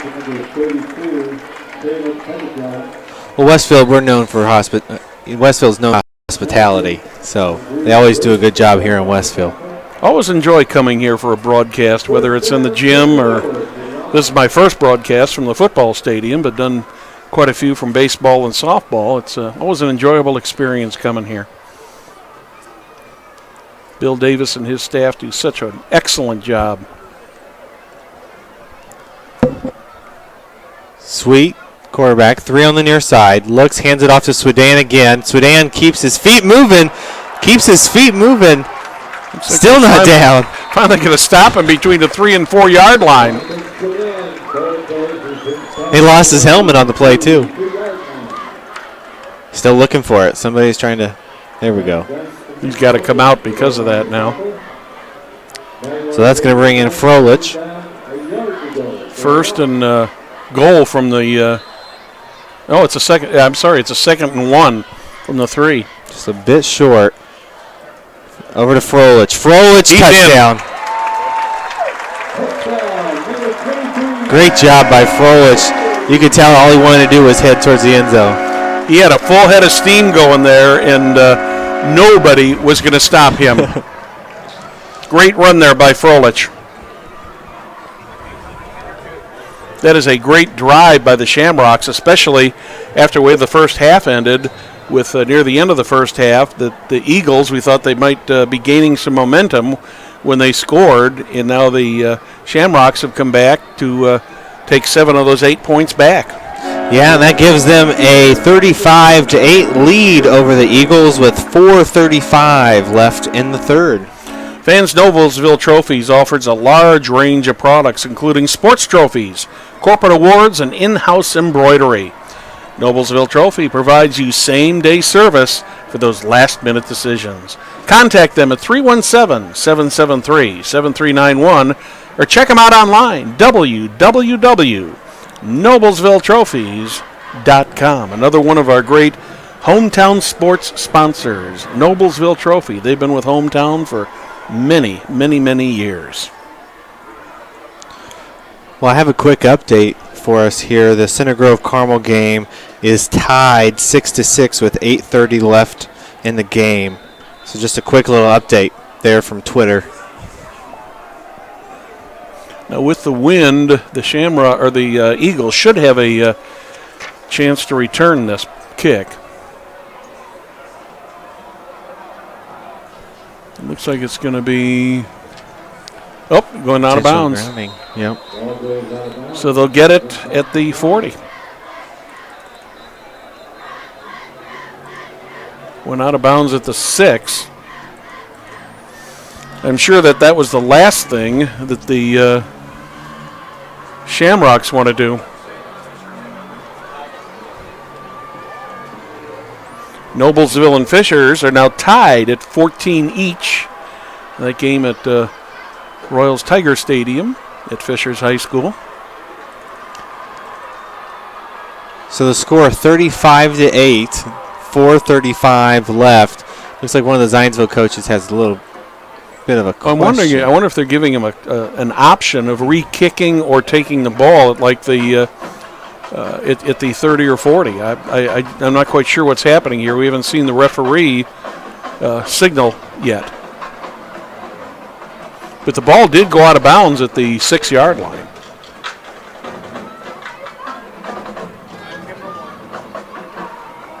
Quite a discussion going on there. I think that's Pat Echeverria out there, I believe. I'm not sure.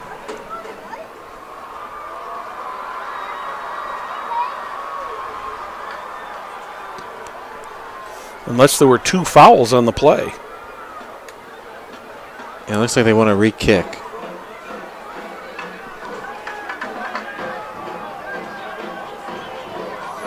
Illegal procedure for the ball out of bounds. Unnecessary roughness on the Eagles, so they're going to kick it again. Probably a break for the Shamrocks, Jack. Yeah. Definitely a break there for the Shamrocks. So we'll get this kick back up here.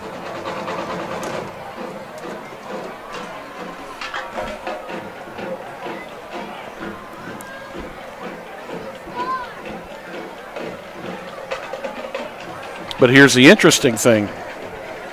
The penalty against... oh, yeah. It is a re-kick, but it was a 15-yard penalty against Zionsville. So it will be a net of 10 yards of penalty against the Eagles. But it will also give the Shamrocks a chance to get a touchback here, which they will probably get. And there it is. Almost a field goal. So that's all over now. Yeah, so we're good with that. Now we're back to the 20-yard line.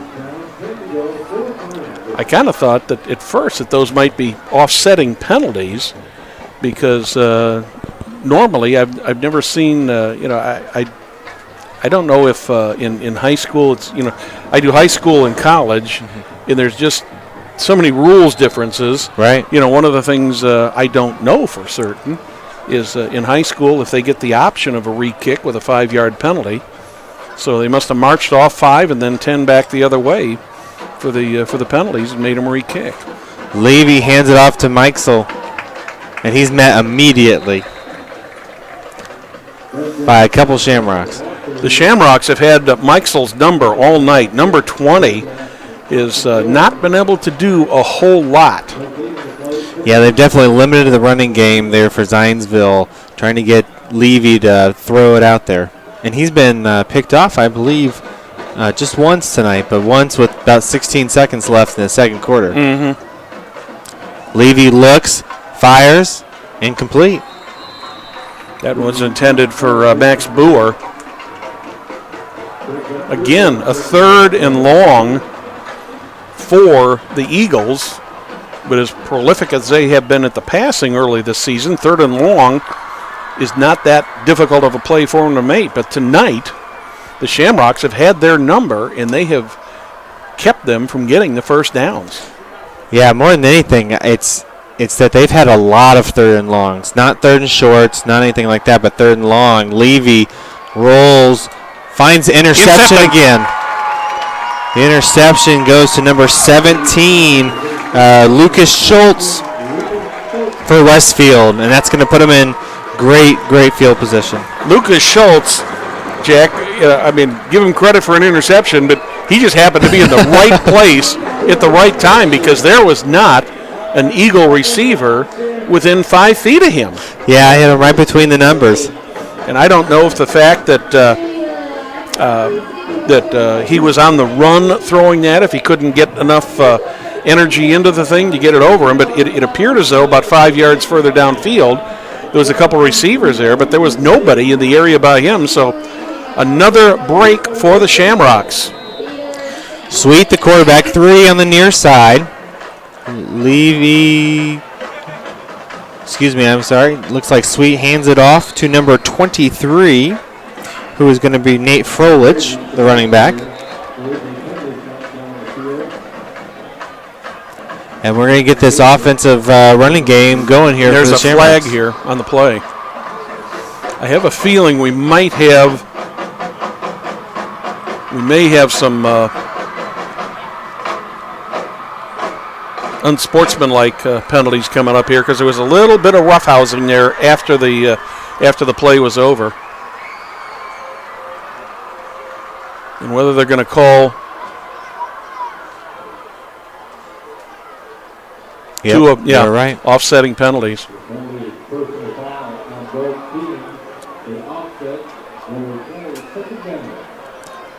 Wasn't a lot of pushing and shoving down there, but there was there was a little grabbing and throwing down there, a little bit, probably a little bit too much. And you've got to believe that the Eagles at this point are just plain and simple frustrated. Yeah, and it looks like number 23, Nate Frolich, with the good run here. He's going to be down to about the 16 or 17-yard line. And it's going to be pretty close to a first down.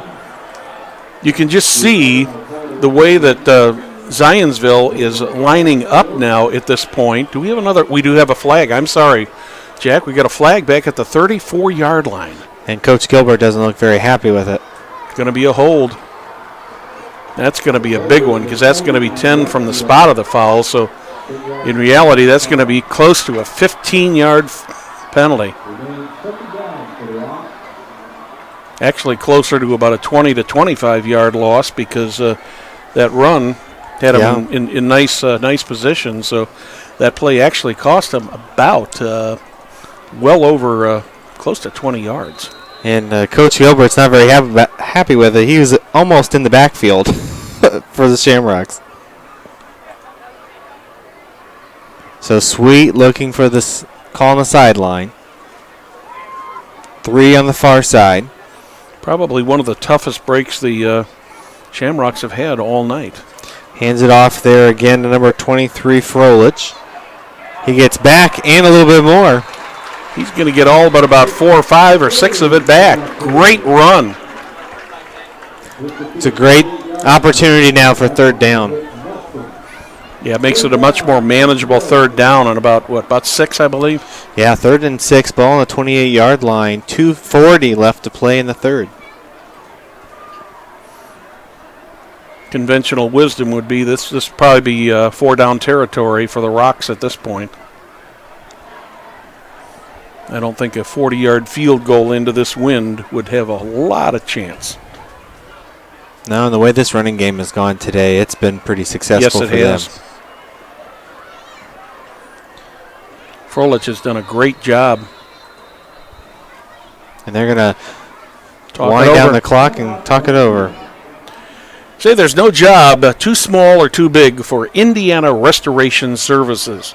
Whether you're a homeowner or a large business experiencing water, fire, or storm damage, or just a homeowner that simply needs a good carpet cleaning, Indiana Restoration has you covered. Contact them at 317-776-9942 or visit them online at indianarestoration.com. Well, Jack, this game has gone exactly the way the Westfield Shamrocks wanted it to go, and totally against the way that people thought that the Zionsville Eagles would go. After scoring over 100 points in the first 2 weeks of the season, they have been held to 8 points through almost the third quarter. Yeah, again, Indy Star had this game as the game to watch, and Zionsville over 1,000 yards. Zionsville, again, with over 100 points in the season already. But great job by Westfield to kind of have a good game plan and stay focused on what they're good at. Sweet little pass there to Swedan. Nice He's fake. still on his feet. That's going to give him the first down. With Sweden, his feet don't stop moving the whole time. I don't know about you, Jack, but I was following Nick Froelich around the right side of the line thinking he had the ball. Another fantastic fake by Sweet. Yeah, and that's hard when you're the defense, when you've got a senior that does such a great job of hiding the ball in an option run. Under 2 minutes now in the quarter. And all Shamrocks tonight except for about 2 or 3 minutes in the second quarter. Sweet looks, 2 on the near side, hands it off to number 23, who is again Nate Froelich. And they're going to try to take some time off this clock here. Well, at this point in the game with a 27-point lead and knocking on the door, it only makes sense to use as much of that 25-second or 40-second clock as they can. And so far, Sweet has been doing a great job of that and getting the players up to the line. On that run, he is met by about half of the Eagles team. But again, for them, it's just taking time off the clock. Looked to me like number 99, J.P. Clark, one of the linebackers, was the first in there for the initial contact.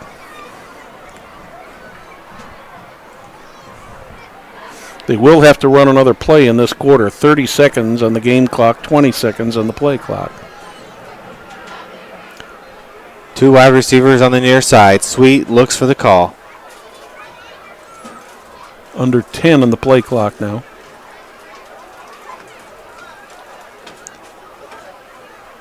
Low snap again, but gets it off to Froelich. So he's going to get about to the 10. And that's going to do it for us for the third quarter. So after 3 quarters here at Riverview Health Stadium, Shamrocks over the Eagles 35-8. We'd like to give special thanks to all our hometown sponsors for sponsoring tonight's game and the game every week. The first Saturday movie event at Ivy Tech, sponsored by Wofford Theater, Indiana Restoration, Noblesville Trophies, Logan Street Signs and Banners, Mark Hairbrandt, Smith's Jewelers, Church Hiddle and Antrim, Community Health, and Ivy Tech. We appreciate them sponsoring us, and we appreciate you joining us tonight, wherever you are watching this game tonight. Don't forget that you can make your presence known. Follow Hamilton County Television on Twitter at hctelevision.com, or like us on Facebook.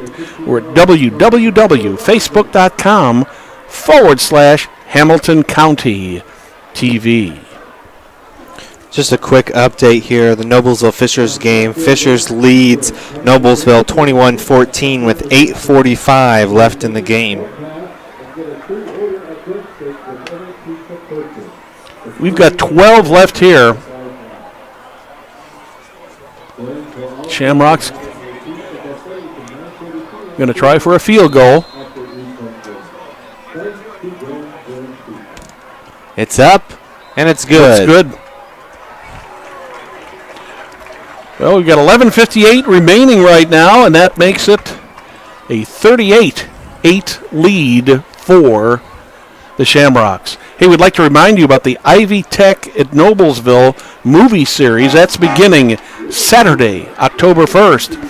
If you want more information on that, check it out at www.woffordtheater.com. The Ivy Tech Noblesville movie series will be sponsored by Ivy Tech, Wofford Theater, Noblesville Parks, the Hamilton County Reporter, New Life Auto Sales, Noblesville Trophies, and Logan Street Signs and Banners. So far, Jack, all Shamrocks. Yeah, definitely all Shamrocks. It's been interesting, especially like we talked about at the very beginning. If the defense can control the game, 2 interceptions so far, but done a great job today against the Zionsville Eagles. Now the Shamrocks, they've got the wind at their back again, so let's see if this will end up in the end zone. Yes, it is. Yes, it will. What a difference that wind has been making tonight. It's been making at least, on kickoffs, at least 10 yards difference, and punts is the high. The higher the ball gets up in the air, there you can kind of see that arch, and all of a sudden it kind of dies and just comes just about straight down. But the Eagles have got a lot of work to do here, behind by 30 points. In other words, 4 touchdowns and a safety, and 11 minutes and 58 seconds to put a dent in this lead. Let's see what they can do. Levy, no longer the quarterback. It's going to be Brocker. He's got a great pass. That was tipped to 50-yard line. Yeah, that ball was tipped, and I thought for a second there that the Shamrocks might intercept that, but I don't think he hit the intended receiver on that. I think it got tipped, and a lucky eagle just happened to be it happened to land in the wings of the Eagles. Yeah, and that's something that they needed right now, a little bit of that. Results in a 30-yard net gain.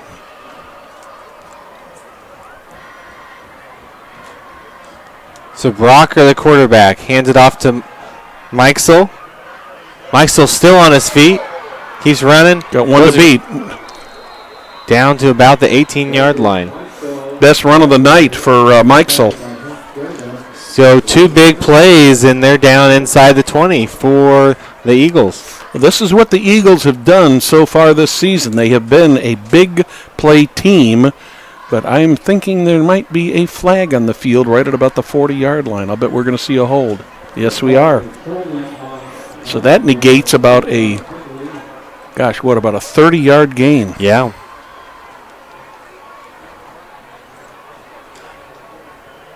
Zionsville walked back a little too far. There they all go. Well, the holding happened at the 41-yard line. So the net loss on the play is 1 yard.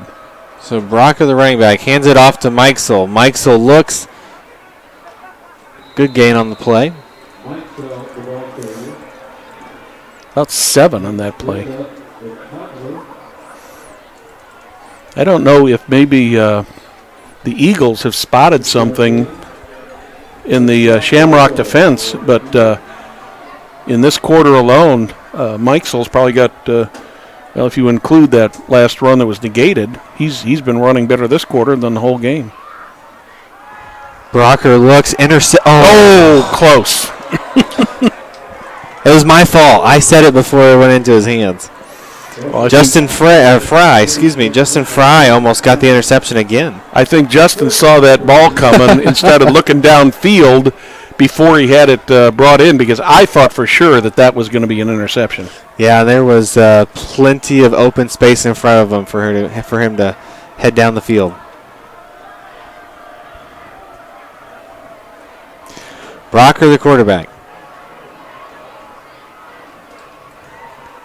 Handoff there to Fawcett. Fawcett keeps going. Close to a first down. But, yeah, close. I don't think he got it. Oh, boy. Let's see where they put that. They've got to get across the 40 for a first down. Yeah, they gave it about a yard short. Yeah. I don't think he got as good of a spot as what he thought he was going to get. 4th and 1, and, of course, they're going to go for it at this point with 10-15 left in the game in a 30-point deficit. Yep. 4th and a long one here. Brocker, the quarterback. 3 on the far side.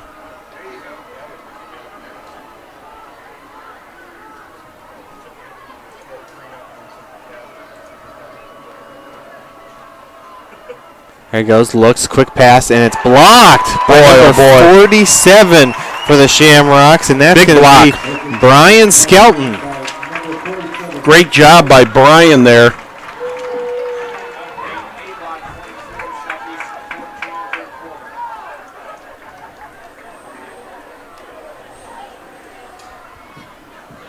Great defensive play there by Brian Skelton.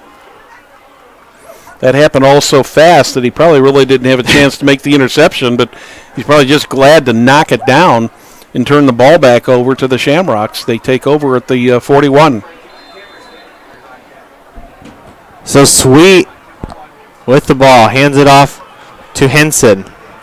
Henson still on his feet. And there's going to be a flag here. I didn't see any offensive holding, but I'm not sure what they were calling there. But he gained about 10, but there's a flag. Mike got his face mask. Yeah, right about the 47 or 48-yard line. Personal foul, face mask, yes. So that'll add 15 on to the end of the run. That gives them definitely a good start here. Just real quick update. Avon leads HSC in the third quarter, 24-14. So they're going to add 15 more yards on here. Or is it going to be a 5? Nope, it's going to be 15.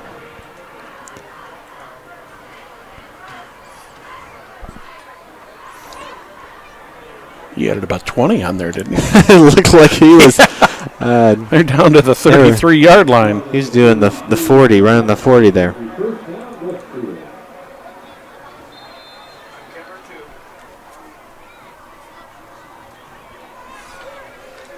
I sense that the Shamrock faithful on this side of the field are feeling pretty good about now, Jack. Yeah, 38-8 lead under 10 minutes. Giving it to Henson. Another quick update. Center Grove leads Carmel 19-6.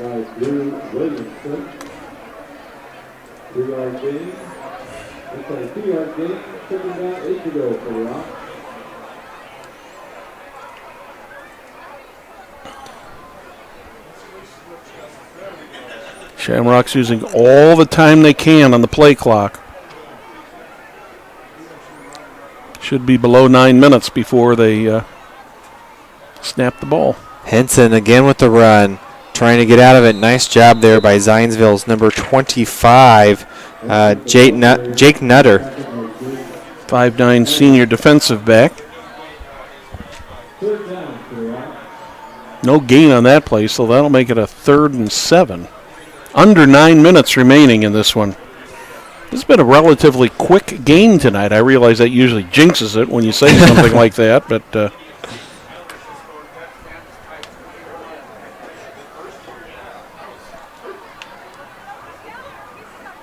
yeah, with a lot of running so far in the second half for Noblesville and Zionsville really has made this game a lot faster.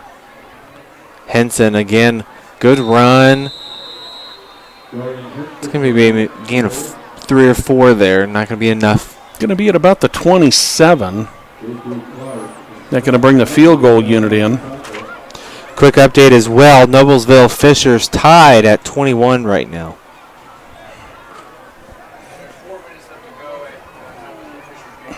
Will Harrison is going to attempt a 45-yard field goal. With the wind at his back, I think he's got enough to make it from here if he can be accurate. It's up. It is good. Great field goal. Wow. With 7:41 remaining in the game, Rocks 41, Eagles 8. Say, Ivy Tech prepares Indiana residents to learn, live, and work in a diverse, competitive environment. To answer any questions on enrolling or general information, visit their website, www.ivytech.edu, or give them a call, 317-921-4300. And Community Health is Central Indiana's leader in providing health care services where and when patients need them. If you got any questions, contact Community Health, 317-355-7775. Or check out their website, www.ecommunity.com. I'm not surprised to see the Shamrock with 41 points on the scoreboard, Jack, but I am surprised to see only 8 points up there for Zionsville. I really thought this was going to be a much closer game. Yeah, 8 points for a team that scored 100 in the last 2 games. So here come the Shamrocks to kick it off. That one's going to be returnable. It looks, nope, not going to be. Thought at first that Fawcett might have a return on that one available. I think he's been one to return it. So looks like Brocker is going to be the quarterback again. And they must just run a 2-quarterback offense here. Well, I noticed in looking at the stats that he did take a number of snaps, not nearly as many as Levy did, but he did play more than a typical backup quarterback. 2 on the far and 2 on the near side. Brocker hands it off again to Mikesel. Mikesel with a good run.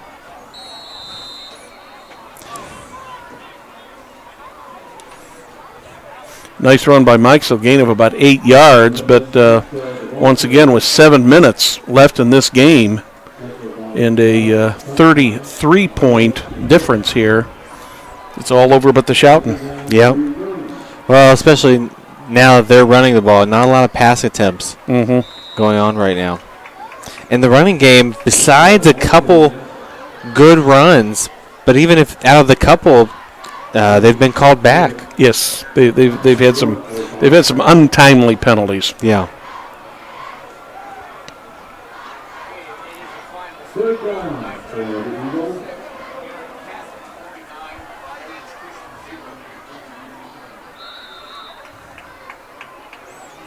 So we've got Guerin and Heritage Christian.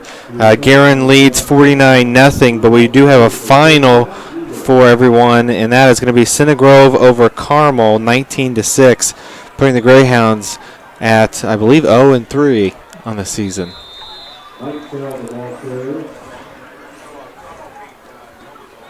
Oh, I apologize. 1-2 on the season. They did beat Noblesville last week. An uncharacteristically slow start for a Carmel Greyhound team.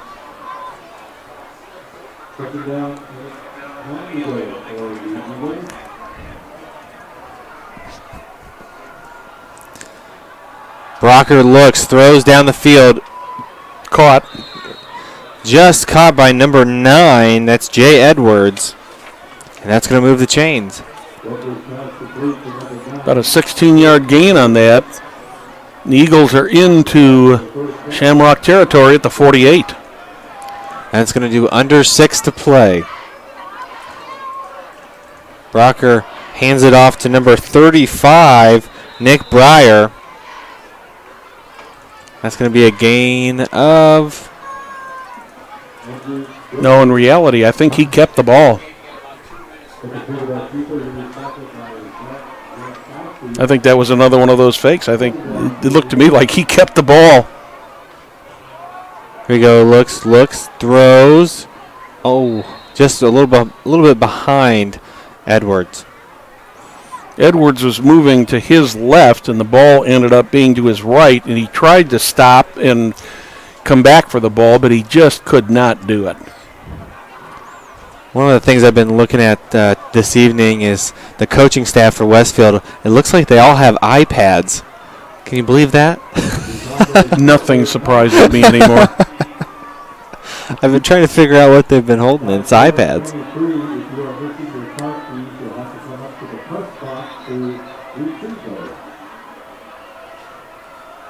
So here comes the Zionsville team here. Just enough maybe for the first down here. Looked like Nick Breyer on that carry. I think it was 35, wasn't it? Yes, 35, Nick Breyer with the carry. That's going to be 4th and inches. Yeah, they had to get across the 38. There it is again to Breyer, and he definitely has the first down on this one.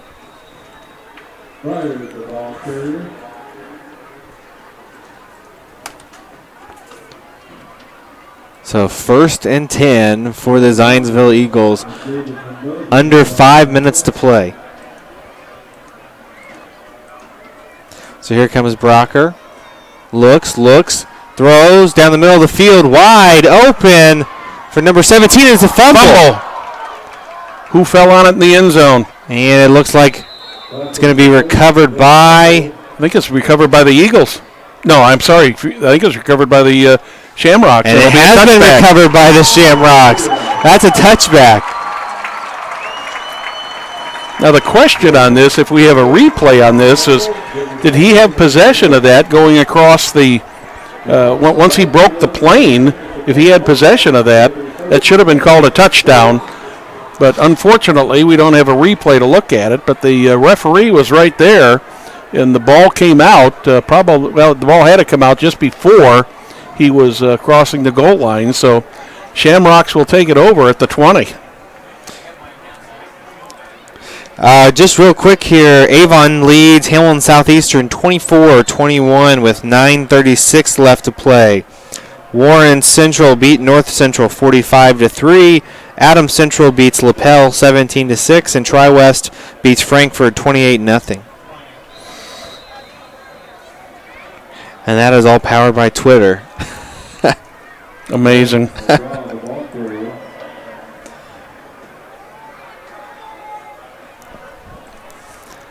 So it looks like a new quarterback in for the Westfield Shamrocks, and we saw him just a little bit before, but Cameron Nance is the quarterback for the Shamrocks.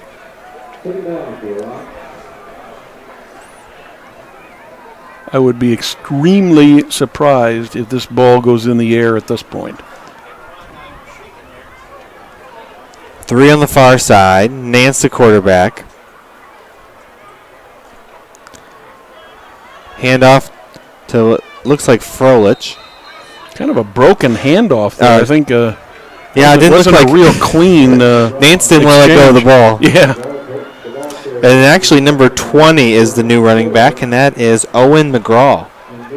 So bringing in the second string team. Third down, a little bit over 3, with just a little over 3 minutes remaining in the game.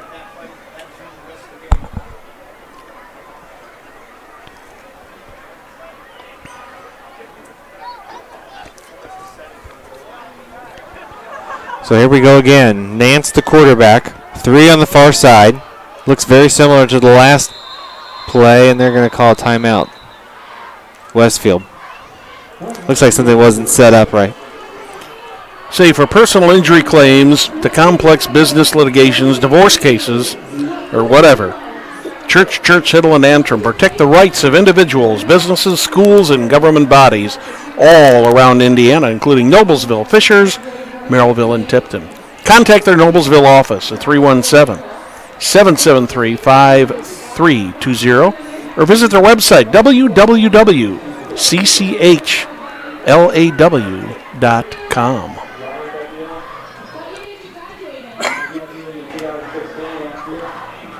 We are late in the fourth quarter here. 2 minutes, 59 seconds remaining in this one. I think we can safely say 2 minutes and 59 seconds left until the Shamrocks can officially put the W in the books, Jack. Yeah, and a great 3-0 start for the Westfield Shamrocks this year already. And in the last 2 games, holding teams to 8 points total in the last 2 games, if that's the way it ends today. And there we go. McGraw down the sideline. He's going to go all the way. Touchdown Shamrocks. 73 yards.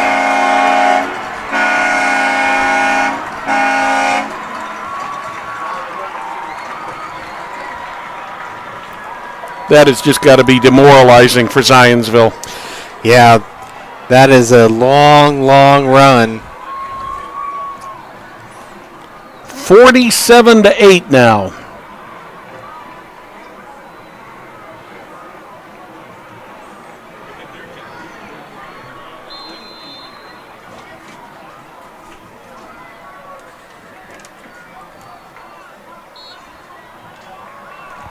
So that one is through, and it's going to be 48-8. Westfield leads.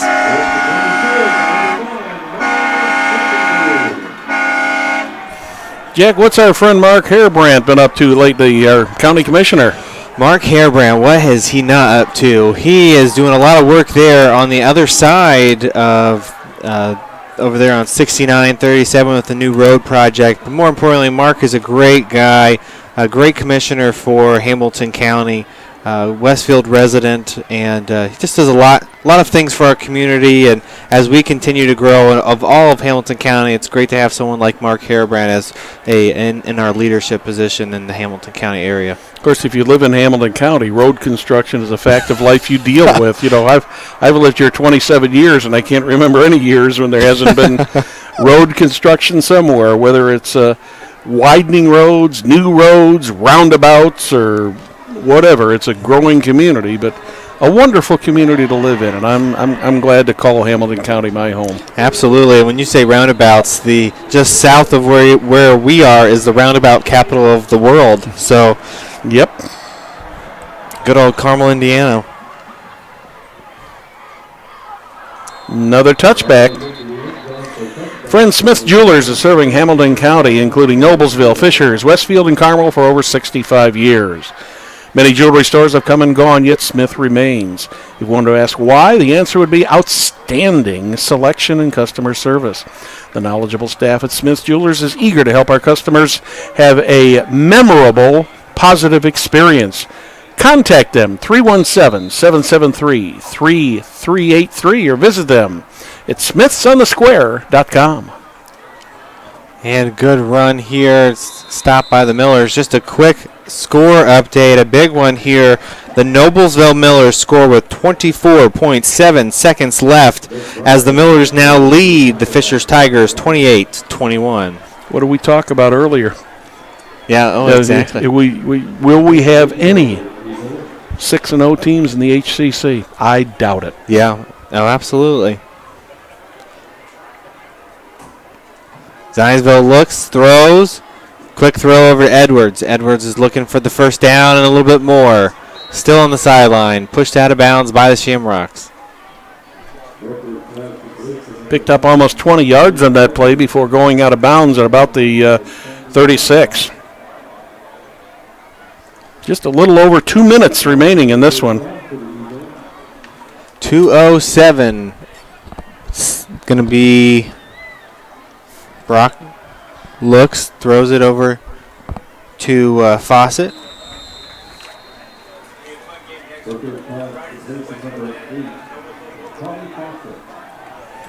Will be a battle of the undefeateds if Noblesville hangs in for the last 20 seconds.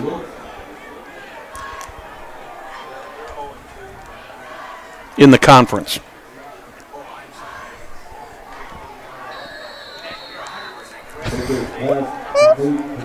So Zionsville again, a quick little throw here. Under a minute 30 left to play in the game.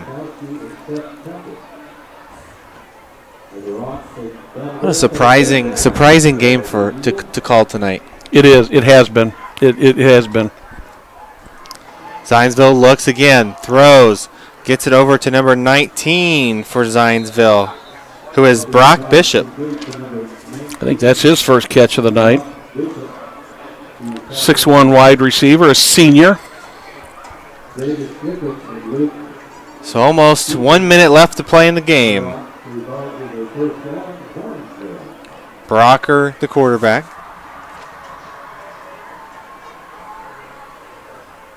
Snaps it, rolls to the far side. Looks, throws, a little high. Out of bounds. And that's going to stop the clock with 51 seconds left. He was trying to thread the needle on that one, but there were 3 Shamrocks around the lone receiver that was out there for the Eagles, and there was just no way that he was going to take a chance in that thing being picked off and put another 6 points on the board. Yeah, we've said that a couple times tonight where you're trying to thread the needle, and what's happened is several interceptions by the Shamrocks tonight. Eagles are going to hand it off here to number 36. Excuse me.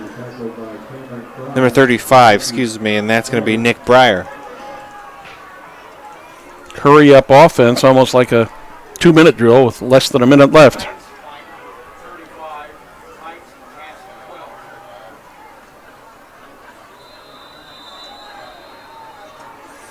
That'll be another first down now for the Eagles. They got 24 seconds, and they'd like to hit that end zone one more time in the next 20 seconds here as the clock is running. Brocker, the quarterback, he looks going long. He's going for the end zone. Interception. Another interception by the Shamrocks. That'll run out the clock, too, probably. And it's going to be 2 seconds left. 2 seconds. Another interception by Zionsville.